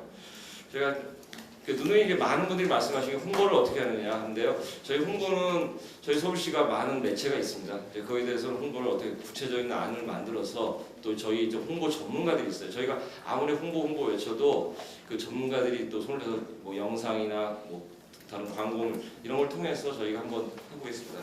그래서 저희가 마지막으로 저희가 말씀드릴 것은 오늘 나온 이제 그 조례 공영순 의원님이 조례에 촉발을 해서 노인 학대 예방과 방지에 대한 어떤 그런 메시지를 던져주셨고요. 또 여기 전문가분께서 거기다 구체적인 어떻게 보면 진짜 그 기관, 가정, 뭐 홍보, 연대, 협력, 또 사후 방지, 재발 방지까지 다 나왔습니다. 요것들을 잘 묶어서 저희가 조례 그 5조에 따른 종합계획을 수립하고요. 또 아까 좀 위원회 말씀하셨는데요. 이런 조례에서 나온 종합계획을 정리를 해서 위원회를 충분히 구성하는데 아마 여기 계신 분들 있잖아요. 저희 위원회 만들 때 오시면 좋겠습니다. 그러면 오셔서 저희가 만든 계획이 이 조례에 정확한가, 그다음에 이 사회 현실적으로 실현 가능한가를 한번 해주시면은 이 조례가 진짜 좋은 조례고 그다음에 저희 제도도 훌륭하게 또 실현될 수 있게끔 그렇게 될 것 같습니다. 예, 저희가 좀 많이 있어 서울시가 많이 부족했는데요. 이번 계획을 열심히 하겠습니다. 예, 감사합니다. 아동학대는 정말 크게 이슈화가 됐지만은 노인학대는 이슈화가 안 됐어요. 근데 어찌 보면은 조금 전에 발제자 두 분 선생님께서 말씀하셨지만은 저 자신도 학대를 하고 있는지도 모르거든요. 자기 자신도 모르게. 우리 스스로가 돌아봐야 된다고 생각을 하고요. 이거는 학대 피해자나 또는 학대를 가하는 가해자나 모두가 다 피해자라고 볼 수가 있을 것 같습니다. 왜냐하면 그 가정 내에서 일어난 일이지만은 그 가정만의 문제는 아니라고 생각을 합니다. 우리 지역사회, 우리 국가가 모두 다 함께 책임을 져야 되는 일이라고 생각을 하기 때문에 서울시 의회나 서울시가 같이 협력해서 어떻게 문제를 풀어갈 것인가는 머리를 더 맞대고요. 또 교육관님 말씀해 주신 것처럼 위원회 여기 전문가 선생님들이 다 함께 하셔서 더 좋은 제안을 주신다면 더 좋은 조례들이 나올 것 같습니다. 그러면 이제 마지막으로 질의응답 시간을 갖도록 하겠습니다. 홀로에 계신 분들 중에서 혹시 건의사항이나 질문 있으시면 질문해 주시기 바랍니다. 김찬호 교수님이 말씀하실 때 이제 일본의 예를 말씀을 하셨어요. 근데 제가 이제 질문은 이기문 관장님한테 드리고자 하는 부분인데 일본이 김찬호 교수가 발표했을 때 일본이 408건이 한국이 206건이거든요. 시설의 경우. 그러면 사실 일본은 우리보다 개호범이 굉장히 일찍 시작했는데 우리는 늦게 시작했는데도 불구하고 학대 건수가 굉장히 적게 나타난 거죠. 근데 일본의 같은 경우는 요양보호사, 요양보호사를 양성하기 위해서 2년 정도 교육을 합니다. 근데 저희는 240시간 교육을 해요. 그러니까 너무 턱없이 이 교육 시간이 부족합니다. 이 요양보호사들이. 그러다 보니까 정말 충분한 그 교육이 좀 돼야 되는데 교육이 좀 부족한 부분이 있어서 저희 시설에서는 엄청나게 교육을 많이 시키고 있습니다. 그리고 우리 협회나 또 복지부나 공단에서도 그 부분에서 애를 쓰고 있습니다만은 그래서 저희들이 노력하고 있는데 또 종사자 비율만 해도 일본과 우리의 경우는 요양보호사가 저희가 2.5명당 1명이거든요. 근데 실제는 한 8명에서 10명을 커버하면 3교대를 해야 되기 때문에 일본의 경우는 저희보다 굉장히 낮게 지금 하고 있으니까 그럼에도 불구하고 이 정도 그 학대 건수가 작다고 하는 것은 나름대로 노력을 하고 있다고 보는 겁니다. 예, 보고 있고 저희들이 노력하고 있는데 제가 그 이기민 관장님 그 건의를 드리고자 하는 것은 뭐냐면 현재 법적으로 올해부터 논인권 교육을 4시간 하도록 되어 있습니다. 법적으로. 그리고 사이버 교육을 할 경우 6시간 하도록 되어 있는데 이 인권 교육 강좌 개설이 많지 않아요. 강사가 부족해서 그런지 그래가지고 이거 인권교육 받으려니까 받을 데가 없는 거예요. 연말은 다가오고 올해까지 안 하면 법적으로 걸리는데 그러니까 직원들한테 사이버 교육해라 그래가지고 하고 있는데 이게 사이버 교육이라는 게 뭐 아시겠지만 효과가 없어요. 큰 효과가 없다. 그래서 빨리 이 강사 양성을 좀 많이 좀 노부에서 하셔서 그 인권 교육을 좀 더 제대로 할 수 있는 분들이 있어서 좀 했으면 좋겠다 하는데 그런 대한 그 방안이 있으신지 좀 말씀을 좀 해주시기 바라고요. 지금 또 하나는 가정 학대가 높다고 하는데 이 부분은 홍보를 정말 많이 해야 될 것 같습니다. 그 예시에 우리 이제 뭐 지금 앞으로 그 부분이 나와 있습니다만 효문화 장려한다는 부분이 있는데 저희 그 협회 산하에 그 익산이 있습니다. 익산에 가면 그 원불교에서 운영하는 요양원인데 거긴 그 효문화 장려를 위해서 학생들을 대상으로 해서 엄청난 프로그램을 진행을 합니다. 그 인천 같은 경우는 효대학원이 있어요. 뭐 인천 순복음교회인가 거기서 대학원 과정까지 하면서 이렇게 하듯이 뭔가 이 교육이 좀 필요하지 않나. 교육. 어렸을 때부터 이 학대 교육이 좀 이루어져야지 이 국민들 인식이 그렇게 돼야 되는데 그런 어떤 교육은 서울시 차원에서만 할 수 있는 것이 아니라 정부, 범정부 차원에서 교육부까지 좀 참여해서 이 부분이 좀 장려돼야만이 가능한데 이 부분을 좀 중앙노인보호전문기관은 이쪽 학대 전문이니까 좀 그런 부분에서 어떤 그 계획이 있는 것인지 그 국민들을 상대로 한 부분 요게 있는데 두 가지 질문이고요. 그 다음에 제가 이제 김성호 변호사님께 좀 질문 드리고자 하는 것은 저희 시설 내에 무연고자 어르신들이 많이 있습니다. 있는데 그분들이 치매도 걸리시죠. 근데 공공 후견 제도가 있다는데 이게 너무 까다롭습니다. 너무 어렵고 돈도 많이 들어가고 이걸 조금 더 제도를 좀 해서 무연고자 어르신들에 대한 후견을 우리들이 좀 관리할 수 있으면 좋겠는데 이 부분을 조금 저기 법관으로 계셨었으니까 이 부분에서 좀 더 아시는 부분이 있으면 저희들이 좀 참고할 수 있는지 말씀해 주시면 좋겠습니다. 이상입니다. 그 인권교육권을 말씀하셨는데 사실 인권교육이 올해 제가 시작을 들어갔습니다. 근데 처음에 저희가 그 법으로 경시된 게요.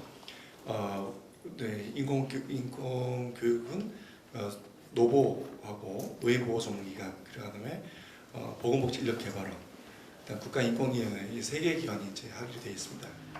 여기에 저희가 당초에 예상했던 그 노인 인권교육 대상자 숫자는 15만 6천 명이었습니다. 그런데 요양 관련 기관이 또 법으로 또 인권교육을 시행하기가 됐습니다. 근데 그 숫자가 대략 한 50만 명 좀 됐습니다. 그래서 저희가 약간은 그 인원 대비에 노인보호 전문기관의 숫자가 현재 아까 서울시에도 3군데가 지금 전담하는데 한 기관당 10명 정도 저희가 인권 전담 기관이 적다 보니까 저희가 많은 숫자를 감당하기 좀 어려움이 좀 있습니다. 현재로는 솔직히 말씀드려서. 그런데 이제 노인 보건복지 인력 개발을 하고 있는 사이버 교육을 저희가 어쩔 수 없이 지금 장려하는 그런 상황인데요. 왜냐하면 그 장려할 수밖에 없는 게 저희가 집합교육을 가는데 집합교육 숫자가 100명을 넘어서 200명 가까이 되면은 교육 효과에 있어서 상당히 저희들도 부담을 많이 가지고 있습니다. 그래서 최소의 노력을 다 하고 있긴 한데 이 문제에 대해서는 뭐 당장 이렇게 뭐 개선하는 건 아니라 저희가 이 부분에서 좀 더 생각을 하면서 저희가 개선을 담고 있고요. 노인보호 전문기관 안에서도 이런 내용을 좀 더 나아질 수 있는 방안을 좀 모색하고자 고민하고 있는 상황입니다. 여기까지만 좀 말씀드릴 수 있고요. 그 학대 홍보는 제가 지금 좀 배지를 하고 우리 관장들 배지를 하고 있는데 이게 지금 뭐냐면 노인학대 예방 캠페인, 나비생 캠페인을 올해 저희가 런칭을 했습니다. 보건복지부에서요. 보건복지부에서 런칭한 이유가 뭐냐면 온 국민이 그 노인학대에 대한 인식 개선을 보다 좀 하자고 해서 저희가 별도의 6월 8일 날 올해 6월 8일 날 행사를 가졌습니다. 그래서 나비생 캠페인을 노인보호 전문 외에 함께하는 기관들이 어디냐면 아까 제가 17개 직군 신고 의무자 학대에 관련 단체들과 해서 그 관련 단체의 참여 숫자가 약 100만 명 정도가 됩니다. 그래서 현재 이것을 더욱더 추진하는데요. 아직 이제 올해 시작을 예비해서 좀 더 시간이 지나면서 많은 분들이 나비세기, 즉 나비라는 게 뭐냐면 이제 나비가 원래 노인이라는 그 개념은 아닌데요.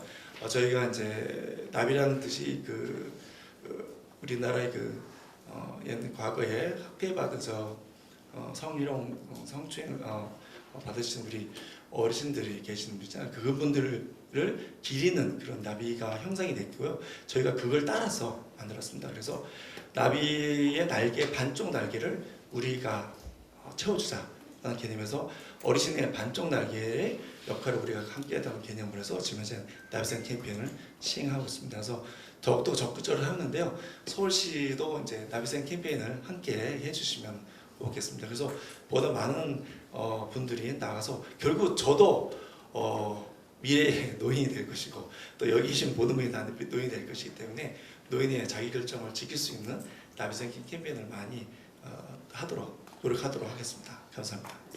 그래도 자치구별로 다 회관 구민회관이라는 곳이 있습니다. 거기에서 적어도 200명, 300명까지는 수행이 되면 들으실 분들은 듣습니다. 제 개인적인 생각으로는 그런 공간에서 교육을 할 수 있었으면 좋겠다는 생각이 듭니다. 나는 지금 시간적인 여유도 없고 공간이 없다고 말씀을 하시는데 그 공간이라도 할 수 있었으면 하는 그런 바람을 가지고 봅니다. 네. 또 혹시 질문하실 분 계신가요? 저한테 답변하셔야죠. 그냥 넘어갈 수 있을 줄 알았는데 답변을 하시라고 하시니 그 공공의견에 관련돼서는 우리 뭐 제춘 교수님께서 더욱더 전문가이시긴 하지만 제가 뭐 재작년에도 그렇고 재작년에는 이제 정신보건법이 갑자기 개정이 되면서 이 이제 시설에 있는 무연고 이제 자들에 대한 또 공공의견이 막 이루어져야 되는 그런 또 사항들이 있었습니다. 일단 시작을 해야 됩니다. 이게 그냥 직권으로 부견은 개시될 수가 없거든요. 각각 신청을 해야 되는데 대체로는 이제 가족들이나 주위에 이제 사람들이 있어가지고 그 사람들이 신청을 하죠. 근데 말씀하신 것처럼 이제 무연고자 시설에 오래 계셨던 분들 찾아도 이제 가족들을 찾기 어려운 분들은 그런 분들을 위해서 이제 지방자치의 단체의 장 그리고 검사가 이제 청구인으로 되어 있습니다. 그렇지만 이제 지금 검사는 사실 좀 유명무실하고요. 이제 실제로 뭐 수사하다가 이렇게 하는 경우는 거의 많지 않습니다. 그래서 지방자치 단체에서 이제 좀 발굴을 해야 되는데 실제로 하기 어렵고 할 수 있는 건 결국 이제 우리 복지부서에서 이제 같이 연계를 해서 알아내서 할 수 있는 방법밖에 없겠죠. 이제 시작 부분이 또 그렇고 그 다음에 이제 후견인을 그러면 하면 누구로 할 것이냐는 문제도 있습니다. 이거는 이제 실제로 이제 사회단체나 이런 법인을 만들어서 사실은 좀 해야 되는데 실제로 이런 일들을 담당할 만한 후견인들이 제대로 양성되고 있는지는 조금 의문입니다. 아직은 조금 보면 이걸 신청을 담당하거나 아니면 후견인이 되거나 하는 데 대해서 조금 더 전문성이 있어야 되는 것이 아닌가 하는 거고요. 또 하나는 이제 그 비용의 문제죠. 이제 무연고자들의 경우에 대부분 이제 후견을 신청하고 그걸 유지하는 이제 후견인들이 이제 그 후견인에 대한 보수를 지급해야 되니까요. 아주 뭐 조금이더라도 이제 거기에 대한 비용이 발생하는 부분들이 있어서 이런 데 대한 또 예산이 있어야 합니다. 그래서 이게 이제 뭐 치매 관리법이나 이제 지금 원래 이제 발달장애인법부터 시작해서 이제 공공의견이 계속 영역이 확대되고 있는데요. 조금 더 이런 부분에 대한 통합적인 연구가 있어서 전문성을 가진 이제 법인이라든지 이제 우리 사회단체들이 좀 생겨서 이런 것들을 좀 추진하는 것이 늘릴 수 있는 방법이 아닐까 저는 그렇게 생각합니다.